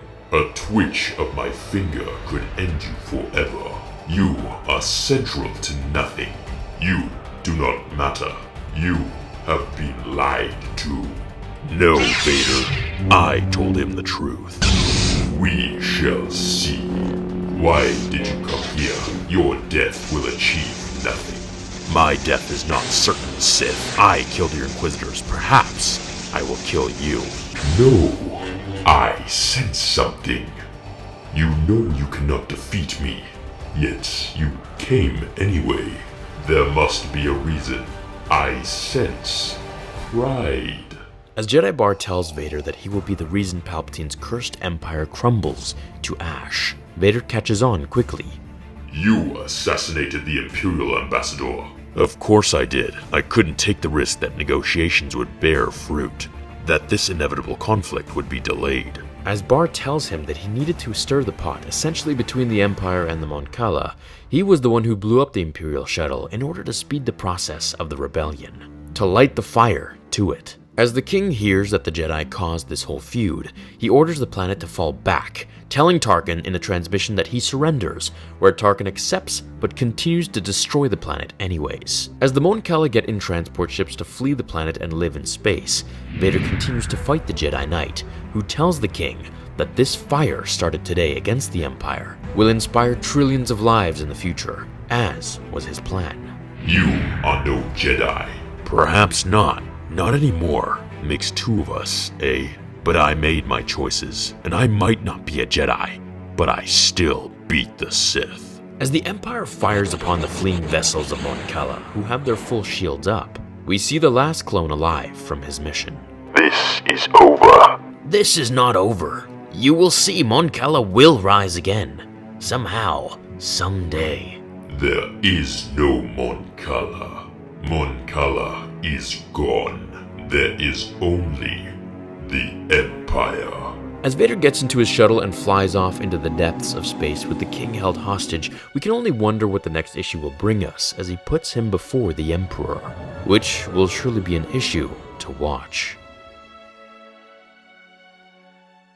As the story takes place on the Outer Rim, sometime after the events of the last comic, Tarkin speaks to one of his 19 hunters who spotted movement. As Tarkin checks, he sees Vader standing on the high ground wearing the skin of a Valath, which was the apex predator of the planet. Apparently very hard to kill, a monstrous creature that could camouflage into its surroundings, and he did it without a lightsaber. As Tarkin tells the story, he explains how he needed a plan. I have been privileged to watch Vader at his bloody work on more than one occasion. Blasters are almost useless. He can deflect the bolts, whether with his lightsaber or his command of the Force. Therefore, I outfitted my team with flame weapons and slug throwers. Tarkin literally sets Vader on fire here, which is Anakin's biggest fear, sand jokes aside. It even makes Tarkin, through Vader's body language, detect his fear, which is a first. Check out my latest video that I made talking more about this, and I go more in depth about it, so let's just move on. Tarkin's motive was to debilitate Vader's lightsaber from him, since he can't block fire with it, but for Vader, it didn't matter, did it? Since the fire may have been okay, but the flamethrowers were not. He learned that through Vader's heavy suit, he left footprints everywhere, not to mention his breathing could be heard from far away. He was learning his prey, and fast. Tarkin is an amazing hunter. He was narrowing down Vader's weaknesses, but in order to do so, he sent him expendables to kill, and in return, Tarkin continuously learned. He had a droid take Vader's lightsaber away, a mission that took 4 days and 6 men lost, but his team was finally successful. He believed it would be over, that an enemy became easier to kill the more enraged it had become. And from his observation, Vader treated his lightsaber with care and emotion. He even recalled seeing Vader touch it during meetings with Palpatine subconsciously. It was the only thing that Vader showed emotion and care for. Soon, Tarkin and his men found out that Vader didn't need his weapon. He enjoyed killing up close and personal, and the more angry and enraged he became, the the more powerful he was. He can use the Force to crush his victims' windpipes, break their bones, pull their eyes from their heads. I sent more men to die, choking on their own blood so I could learn how close he needed to be to kill with the Force. Once I acquired his last piece of information, I believed the hunt would shortly draw to a close. I was mistaken. Now here's where Tarkin rounds up a couple of Chadra fan trackers to listen for Vader. However, they were led into a trap, an echo-sensitive area with cliffs where the sound of his raspy breathing was heard from all around them. As he picked off the hunters one by one until Tarkin moved his men to safety, Vader is literally depicted like this vicious animal that takes them into the night. Now this is a theme that the directors from Rogue One were clearly trying to state. Vader was unleashed in the corridor against the rebels, and here he is again in the comics, depicted as some sort of vicious animal, almost like a predator. No, literally like a predator. Tarkin, as he sets up camp, asks the last fan tracker, Sissian, if he hears him. Denying any trace of the Dark Demon, Vader, Tarkin turns to move, when Sissian begins to choke on air behind him. Up! He's here, you fools! I realize what he must have done. Vader deactivated his armor's breathing apparatus. I did not know he could. I have never heard him without it. I assumed he needed it to survive. And if that is so, if that is the strategy he adopted to get past Sissian's ears, then he is dying right now.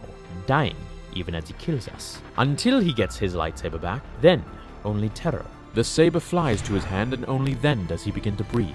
He returns to life. Now, something really beautiful and poetic about this is that they basically make it seem like when Vader gets his lightsaber back, which is the only object that he shows emotion and care for, he actually begins to come to life. Then he starts to breathe, showing that without his lightsaber, without his ability or his weapon that kills, he is dead, which is basically the whole premise of this issue right here. It's really deep and beautiful if you think about it. The last of my men are about to die, and so, again, it is time to run. Now here's a shot of Vader basically just taking limbs and heads and arms right off in his fiery blaze of his red lightsaber. As Vader kills off the last of Tarkin's men, he slowly walks to him, hunting him down to his death. When Tarkin realizes that there's no use in running, he's just going to tire and eventually Vader will catch up and kill him. So he stops, at a very specific location, surrendered, and dropped to his knees. Vader savors my imminent murder. He can already feel it. He wants it. And so, he does not consider the land, the skies, this place to which I have led him, or this moment planned before this hunt began. For these are the Stormlands. This is Barred Ground. What?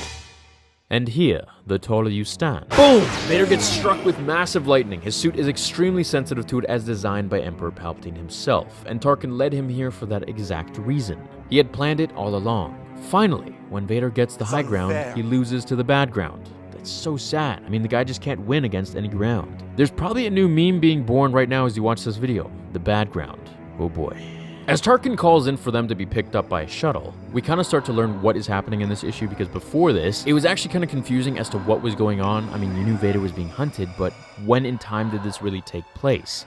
And now we kind of understand. As Tarkin tells him that he owed Vader a debt for a task that he undertook some time ago, and this is the one from the last issue. And when the request came, it was indeed nothing I could have imagined. He had somehow learned of my past, the savagery of my youth on Nuriadu, and the skill it gave me at the hunt. He asked me to hunt him. Whatever you hope to learn or understand from this madness, Vader, I hope you did, and I hope it was worth the cost. I have my theories as to why he wanted this. Vader is Palpatine's hunter, but I've read reports from the Inquisitorius. Vader and his monsters have done their job well. Few Jedi remain, if any, which leaves him a killer with no one to kill, or more particularly, no one worth killing. As Tarkin begins to move to the ship, he talks to us about having reviewed all of Vader's tactics and powers, considered thousands of strategies to beat him. In the end, it was simple. Vader believes that he can never lose. I used that belief to show him he can. And then, his fingers twitched, and I realized that in Vader's mind, he has not lost. He grabs his throat as Vader uses the dark side of the Force to constrict his windpipe, bringing him to his knees, gasping for air, nearing death, when Vader finally releases him, only to show Tarkin that he still has power to kill him. Even in this moment, he respects him and obviously doesn't want to kill the Emperor's best Moff, but just lets him know that, hey, I'm not dead, and you didn't win. Vader releases me, and I consider the power, the will of this man. His strength is immense, incalculable, and every ounce of it, every drop is in service to the Empire and the grand ambitions of its ruler, his master and my own. Palpatine. I drog in a ragged breath, and all I can think is how lucky we are.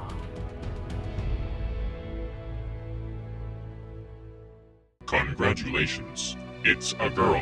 Can I hold her, Mira? Of course, darling. She's yours. Eth Koth. As Vader enters the labor room, the man freezes in terror, mumbling, "No, not now." As his wife clearly has no clue who her husband really is, or rather who he was, Vader moves in to continue with Order 66, as the man tells him that he's not the same person anymore. He's changed. He's just a priest in the church and means no harm to anyone. "I'm just a priest now, in the Church of the Ganthic Enlightenment. I bring people peace, officiate weddings and funerals, that's all. They kicked me off the council, you know. Listen, if you just go, leave us be, I can offer you something. I have codes, secret contact frequencies. Give me my baby." As Mira demands the droid for her baby, she overhears the continuing conversation. "I can tell you how to find other survivors of the Purge. Just let us live." Funerals. As Eth Koth sends a shockwave of force power towards Vader, he summons his hidden lightsaber from within the wall and ignites it. Now, keep in mind, this is a green one, so that means he was clearly powerful with the Force. As he lunges at Lord Vader, the two ensue in a massive duel. Fear, anger, resentment. I sense them in you. You have let yourself feel, Eth Koth. It gives you power, more than the Jedi would ever have allowed you. Perhaps it's the Zabrak in me. As they keep fighting, Vader pushes him away and he tells the Inquisitors, Inquisitors, a woman and an infant escaped. Bring me the child. "And the woman, Lord Vader?" Now, here's a scene that's super cool and I want to talk a bit about it. The Inquisitor reaches out with the Force, knowing the baby is Force sensitive, sending ripples in the Force itself until the signal is found and reached back until they locate the woman and the baby. This is a pretty cool way of explaining how they find Force sensitives near them. As the woman pleads to the Inquisitor, saying woman to woman, "Let me and my child go," the sister accepts her plea and lets her go free. However, once in the air, she reaches out with the Force and summons the baby from her mother's grasp. The ship takes off into the sky. Mira cries in her hands aboard the ship. She asks her father what they want her baby for, when we see the child delivered to Lord Vader, who has clearly beaten the former Jedi badly, distracting him with the sight of his captured child. Vader uses the moment and strikes his lightsaber through him, killing him instantly. Taking the baby Zabrak, he uses the Force to shut it up and takes it back to the Grand Inquisitor. Delivering the Force-sensitive Zabrak child, Vader asks what the next target is, when he is led to the information room, showing a hologram of all names of surviving Jedi. Speaking of the vast quietness of the Jedi throughout the galaxy, wondering how none of these Jedi have even been found, despite their names being on the list of those undead. Vader leaves to meditate as they wait for the Jedi to make themselves aware to the Empire, one way or another. Now this page here is pretty cool as it shows Vader through his time in solitude. He looks out the window onto the city, contemplating different things, meditates, and if you notice, there aren't any more butterflies if you've seen my previous video about it, tinkers with his switches on his suit, spars with a droid, and advances his skills in the Force. The last few pages of this issue cover the Inquisitors and company huddling around drinking dust juice. They speak of Vader and what he'll do when no Jedi are left to kill, once Order 66 is truly complete. As one says, "A man like that will always find someone to kill."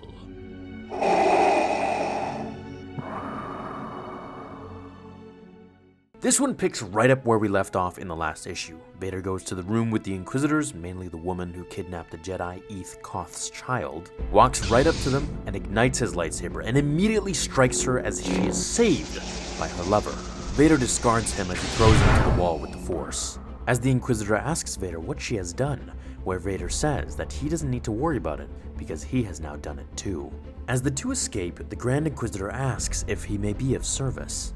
Vader tells them there's no need and proceeds to leave the building riding on the back of a shuttle piloted by two clones. What are we looking for, Lord Vader? 2 Jedi, male and female. They will attack us. It is only a matter of time. Be wary, they are cunning. Their direction of attack may be unorthodox. As their two lightsabers come whirring at Vader like cyclones of death, they slice everything in their path. Vader hops from speeder to speeder, crashing pods on people and senators down below. As they try to throw one at him, he merely pushes it back to them, no problem, jumping finally to them. But when he does, a a massive statue lands on his body, throwing him to the balcony. I don't believe it. We actually beat him. Not yet. He's still alive. As Vader freezes their bodies in midair, they turn to one another to say their sweet goodbyes. As he swiftly turns their bodies into one another, piercing their lightsabers into each other, and thus dying. Vader reports to the Emperor. You claim these Inquisitors you killed were traitors. Fair enough. But tell me, Lord Vader, where is your evidence? Fifth brother informed me that he observed the woman allowing Eve Koth's wife and daughter to escape. She only recaptured the child upon realizing she had been seen. I had my suspicions about her, my master.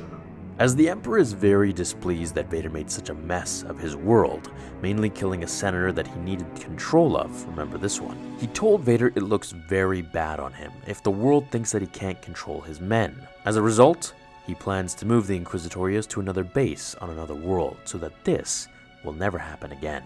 Palpatine tells Vader to rise as he asks just how Eve Koth tried to hide, where Vader tells him that he became a priest. Chuckling, Sidious says, He could have been anything, and he picked the closest thing to a Jedi he could find.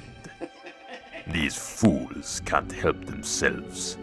They deserve their extinction. Palpatine tells Vader that for his good work, he has a reward for him, taking him to the next room. For you, my apprentice, do you remember it?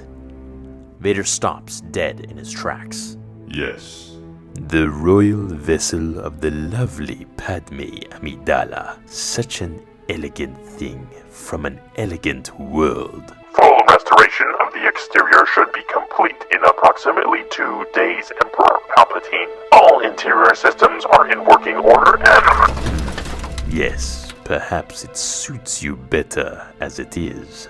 As Palpatine tells him that his work hunting the Jedi is done for the time being, he orders him to Alderaan to pay Senator Organa a visit and teach his world a lesson, when Vader says, No. Now, this is the first time since becoming Vader when he denies the Emperor officially like this in the comics. No?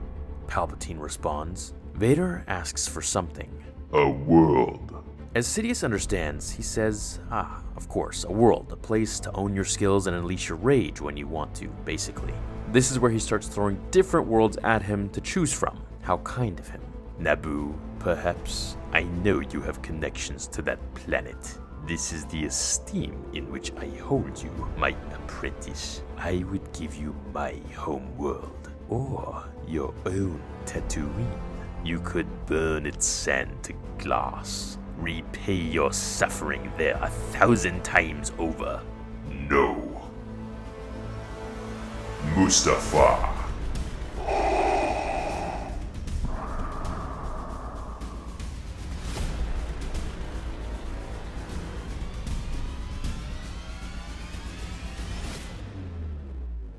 Picking up from where we left off, Vader enters Padme's ship that Palpatine gave to him. He sees his younger self standing in the center, with his back to him. He looks just as he was when Qui-Gon took him from the sand planet of Tatooine and introduced him to Obi-Wan. However, when the boy turns, his face looks like Vader's mask. Now, upon first glimpse, you may think it's just his mask with skin. However, if you look at it metaphorically, the mask is formed by his bones, meaning his very bones are now the mask. This is extremely poetic. Vader knows that the boy who was once such a positive force in the galaxy, pun intended, and dreamed of becoming a Jedi and saving his mother, was now the very thing that he would only see in nightmares. The face had changed into this demonic and rather borderline disturbing image of himself without eyes.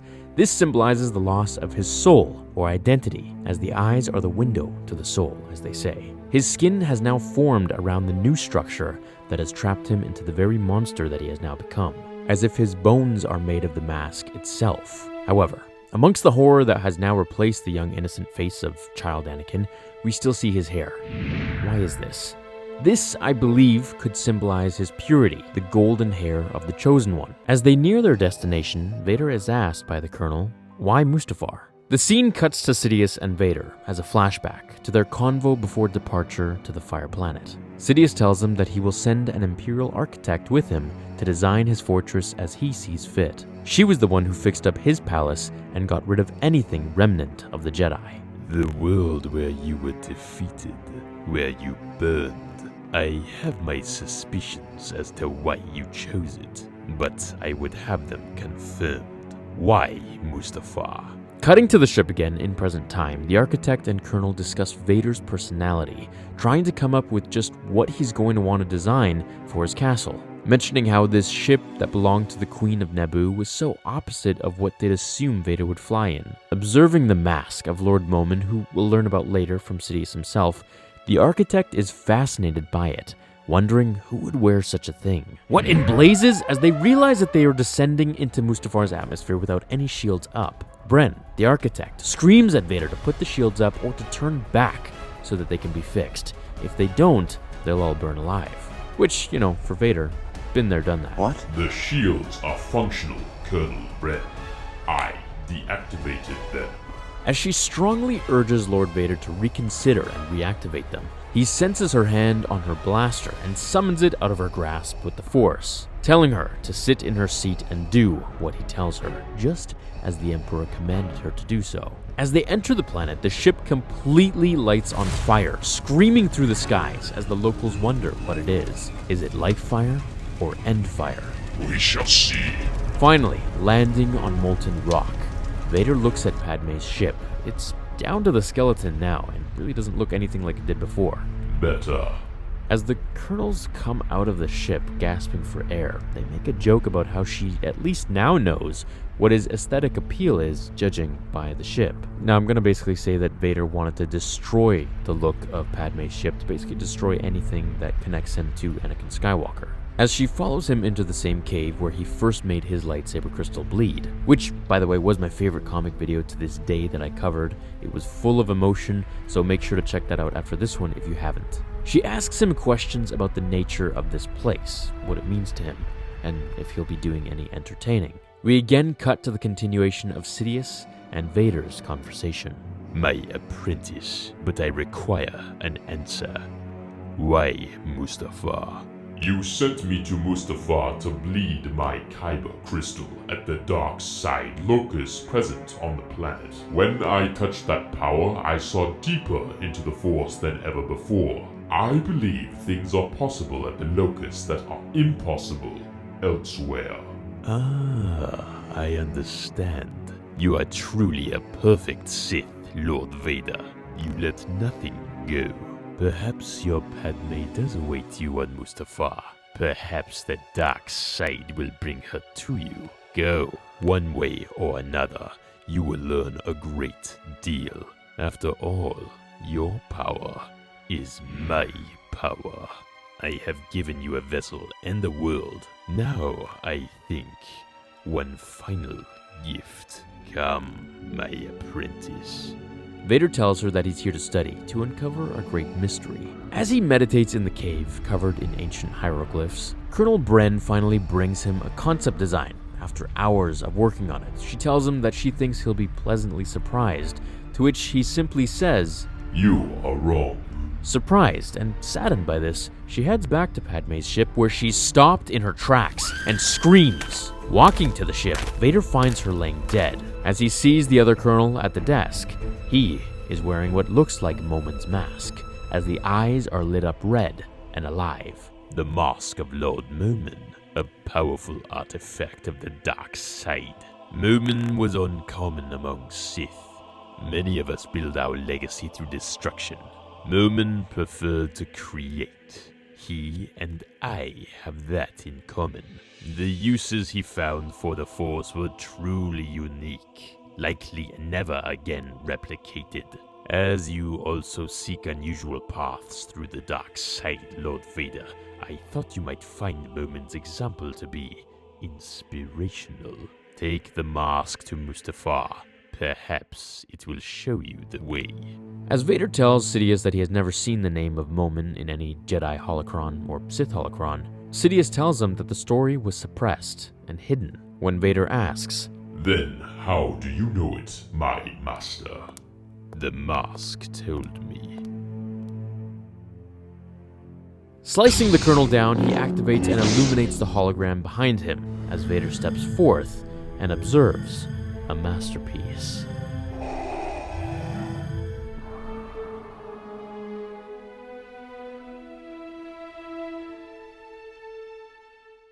We start where we left off, with Vader hovering over the last commander that Momin killed. Perplexed, he assumes the mask has possessed those around it.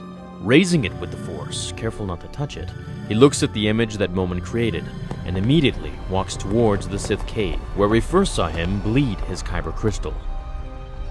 What are you? I am Momin, and everything I did was guided by one simple principle.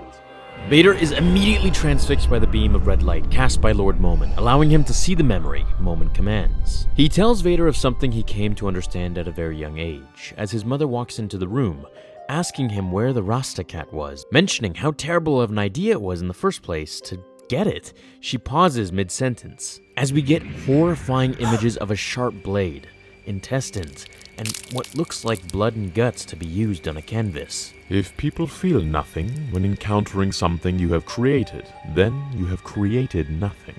Pain and fear are the purest of all emotions, because they are the first we feel at the moment of birth. As we see Momin walking the streets, every person on his planet in the crowd is horrified and struck with fear and pain, the two emotions the artist wished to elicit from his audience. Locking him up for his psychotic display of his cat's insides, he tells Vader that the name Momin came to mean something to anyone who heard it. Claiming to be a sculptor of the mind, they locked him away for his work. But his name echoed through the galaxy, where a dark side user came to his rescue and freed him. Her name was Shah. She made him his apprentice and taught him everything she knew. Then, her apprentice killed her in her sleep. Wrong story. He killed her in their sparring duel. I would never be so bold as to call myself a master, but an apprentice? I think not.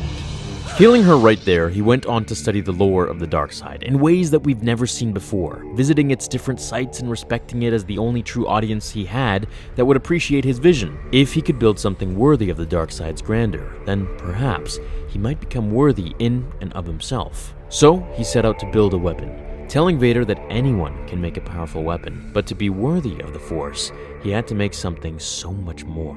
His device would burn and set aflame cities. However, just before they would reduce them to ash, he would pour the Force into the machine and slow time, able to capture all their pain and fear on a scale the galaxy has never known, frozen like insects in sap for anyone to see. Forever. An eternal shrine to the dark side, my masterpiece. Until he was ambushed and stopped by Jedi, and like that, in a flash, it was over. As he tells Vader no creation is perfect, but it also isn't a waste, that the dark side is sacred but forever hungry. It burns like a flame. Inferno, it must be fed. Always it seeks fuel. If you do not feed it, then it will feed on you. Where the mask possesses Vader to the point where he actually slips the mask on, only to come to his senses to throw it to the wall. No. Walking outside, the natives of Mustafar see him and are thrown into the lava with a Force-chucked boulder, by Vader of course. Firing upon him, he defends himself and blocks all blaster fire with his lightsaber, only to reach out and choke his enemy and throw Momin's helmet onto one of the natives. As it feeds and possesses his mind and body, Vader walks back to the cave with Momin as he marvels in being back on Mustafar, now that he has a body, telling Vader it wasn't always like this. I do not care what it was, Momin. I am concerned with what it is. And that is a door. As Momin tells Vader that it is locked, he tells him that he knows what he wants. He saw inside of him and his desires, telling him that if he wants something from him, all he needs to do is just ask. You created this design in your last body. Tell me what it is. The door to the dark side is locked. This is the key. Your beloved waits for you there, Vader. Beyond the door, my fortress will tune the energies of the Locust. It is your first step towards using the power of the dark side to pierce the veil of time between life and death. You will see her. I have been lied to about the dark side's ability to prevent death before. Do not offer me things you cannot provide. I do not lie. I only want another chance to create. As Vader allows Momin to proceed, he threatens to make him suffer if he can't bring Padme back, where Momin tells him that he can't suffer any more than he already is, that Lord Vader has given him a wondrous opportunity. I will not throw that away. This will be my masterpiece.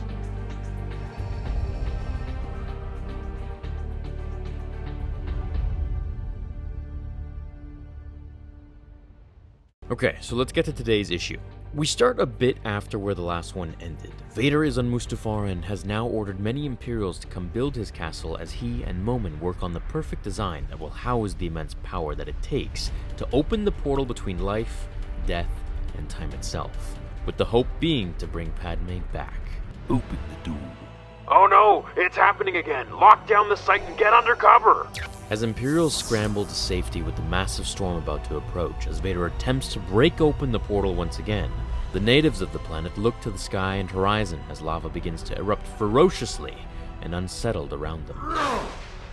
As Momin marvels in his design finally being the right one, Vader breaks the doors open, the Force and robotic limbs working in unison. Seeing the other side of the portal before him, he notices something is wrong. Slamming shut, throwing him backwards, the natives rise in unison beyond the castle to devise a plan of action against the Dark Lord that is Vader and what he is doing to their home planet. Momin. Too many focusing spires. I think they split the castle's energy into mind splinters. Impossible to control. Well, it's a process I learned a great deal from the last 5 designs. I believe the 6th will... Hey, you feel cold at all? Cold? I wish. This is Mustafar. What? As Momin is killed and put onto another's body, he orders the stormtroopers to clean this mess up and get to work once again. And yes, now the Empire has slowly transitioned to stormtroopers, it seems. As the lava fleas, which are native beasts of the planet, show up to kill the Imperial intruders, Momin revels in the fact that even beasts try to stop his beautiful masterpiece, just like he was stopped in his old life as well. The very beasts themselves conspire to thwart my vision. Fascinating. Utterly fascinating. Here we are, Lord Vader. 6th time's a charm. I have confidence that the 7th design will achieve everything you desire, Lord Vader. Now, see, guys, I personally love this part because it just shows the passage of time, but in a very comical way without trying to be funny. That, to me, is Star Wars. Vader's anger is only swelling, and his impatience only growing at this point, and we, as the audience, all know it. If you take note, the body Momin is possessing is different each time, which means that with each failure, Vader just kills the vessel one more time in some sort of way, and replacing the helmet of Momin onto it. Finally, coming to the 9th and final design, Vader informs Momin. There will be no 10th. This new design for the focusing chamber, it just feels right, doesn't it, Lord Vader? Yes, the power here. This was its destiny. This is what it was waiting for. As the Imperials worry about another disaster, they notice things feel much different this time indeed, that things look almost beautiful. And now, the door. Yes, it calls to me. Lord Vader, this is an auspicious moment, but you may not be prepared for what lies beyond that door. This test was designed only to determine that it could be opened. For your safety, your very sanity, I urge you to rest, gather your immense powers, and choose the moment it should be opened. The moment is now. Lord Vader, this is Captain Jonas, commander of the castle's garrison. I apologize for disturbing you, but we may need to evacuate. They're all around us. More fleas? Asks Vader, telling the captain that he's busy. As the captain informs Vader of this serious threat coming their way, Vader closes the portal and commands Momin not to do anything or move at all. Tear it down, every last brick. As the Mustafarians ride to battle with Vader and the Imperials, he is faced with a grand army of beasts and angry natives ready to die for their planet. Looking up to the top of his castle, Vader sees the portal being opened with the fire emitting beyond the 2 points. Momin, you deceitful! Hello, me. Hello, me. I am my masterpiece.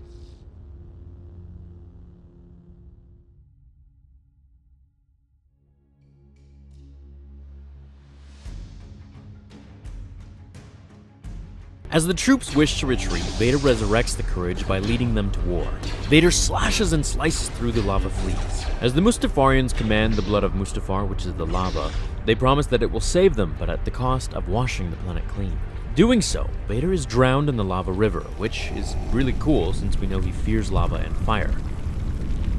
As he uses his powers to create a force shield to protect himself, his suit warns him of imminent danger and overheating. His shield can only last for so long. Using the force to pull what looks like an early designed AT-AT, or some sort of machine, he uses it to propel him out of the lava and onto the riverbank.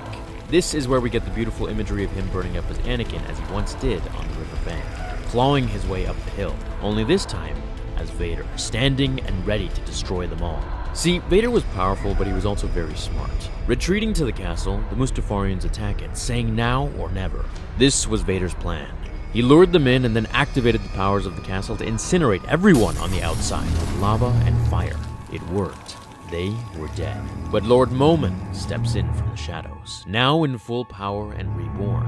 As he tells Vader that he saved the castle, the Dark Lord reminds him of what he promised the answer would be, to treachery.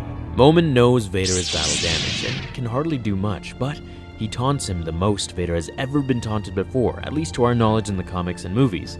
And there's one line that is a pretty bad stinger, so check it out. Believe it still.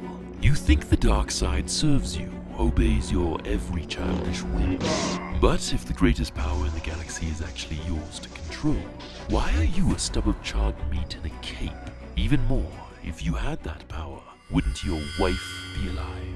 At this point, Momin strikes Vader and hurts him. Already wounded and weak, Vader's movements at this point are limited beyond even his poor cybernetics that Sidious gave him. Now, something that is a bit reminiscent of Snoke's line here, which kind of makes me think, but I don't really know if I want to turn it into a theory or not, is what Momin says next. Empires have risen and fallen since my birth. Great ages of the galaxy have passed, but here I stand. But if we do not serve, if we fight the will of the dark side, try to control it, then, well, just look at you. As Momin is about to give Vader the Dooku treatment and separate head from body, Vader stops him for one last question. I know you opened the door. Did you lie to me about what lies beyond? I did not. All things are possible through the Force. What you desire awaits you on the other side. But you will never pass through. The dark side would never allow it. You have been poorly taught about the dark side and why we must serve. Your master is either ignorant or hoarding knowledge. It saddens me to see the Sith become such Jedi-obsessed weaklings. It saddens me, and I know it disgusts the dark side. You're You dare! You are not powerful enough to hold me, Vader. The dark side loves me. It wants me to live. If that is true, Momin, then you will. As Vader crushes the Lord of Dark Art, get it? Because he likes art from the dark side. Anyways, Momin is crushed under the sheer power of Vader's force as the Dark Lord activates the tower and opens the door to the bridge between worlds, walking in without hesitation to meet his dead wife once again.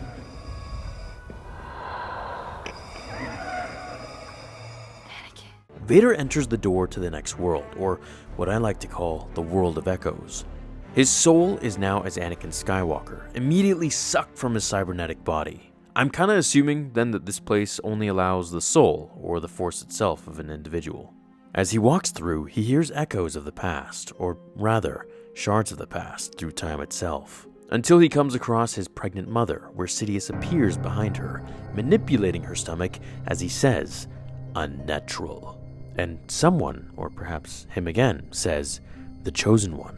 I'll upload a video after this going more into detail about this moment, but what I think is really happening here in essence is that Sidious actually created Anakin, and now it's kind of confirmed in canon. And this was something that was put into the original Revenge of the Sith script, however George cut it out in the final edit.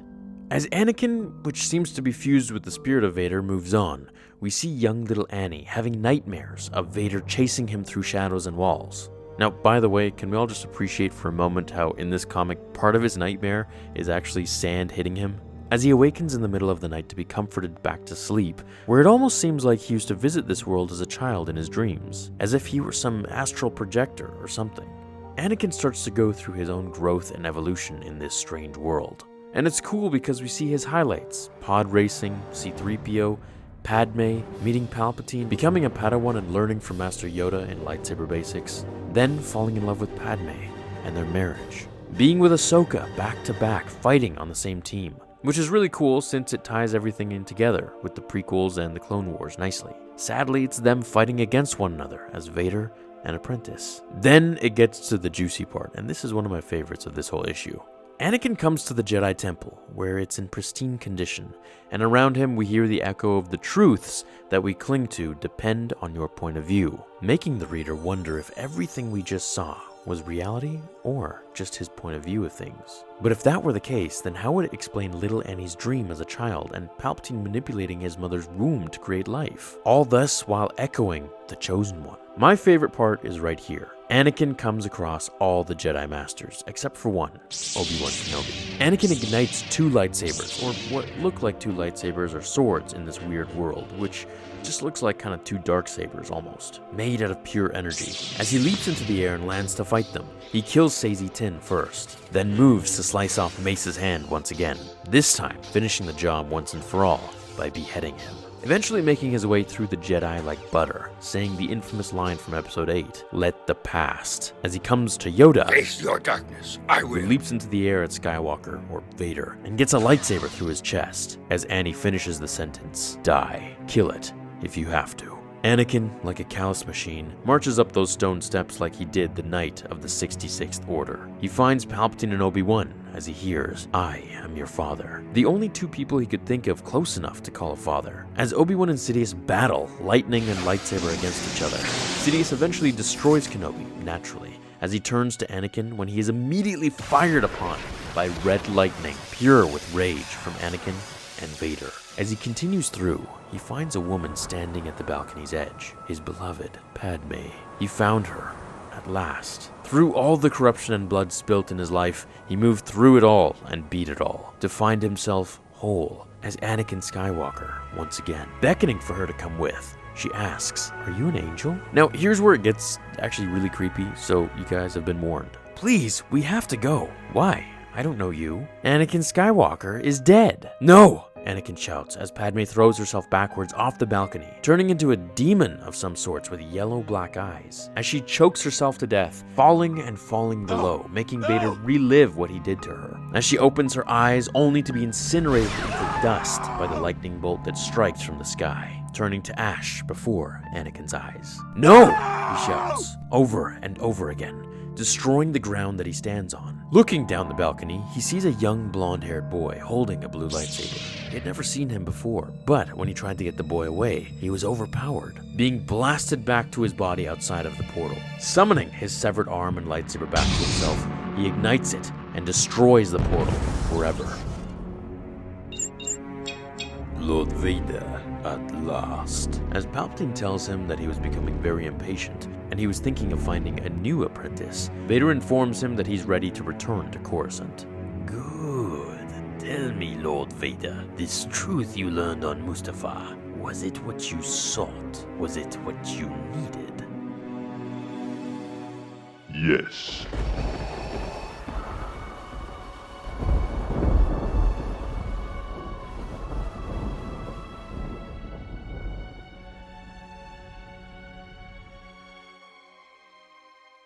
And that is the final end of the new Vader comics from 2017.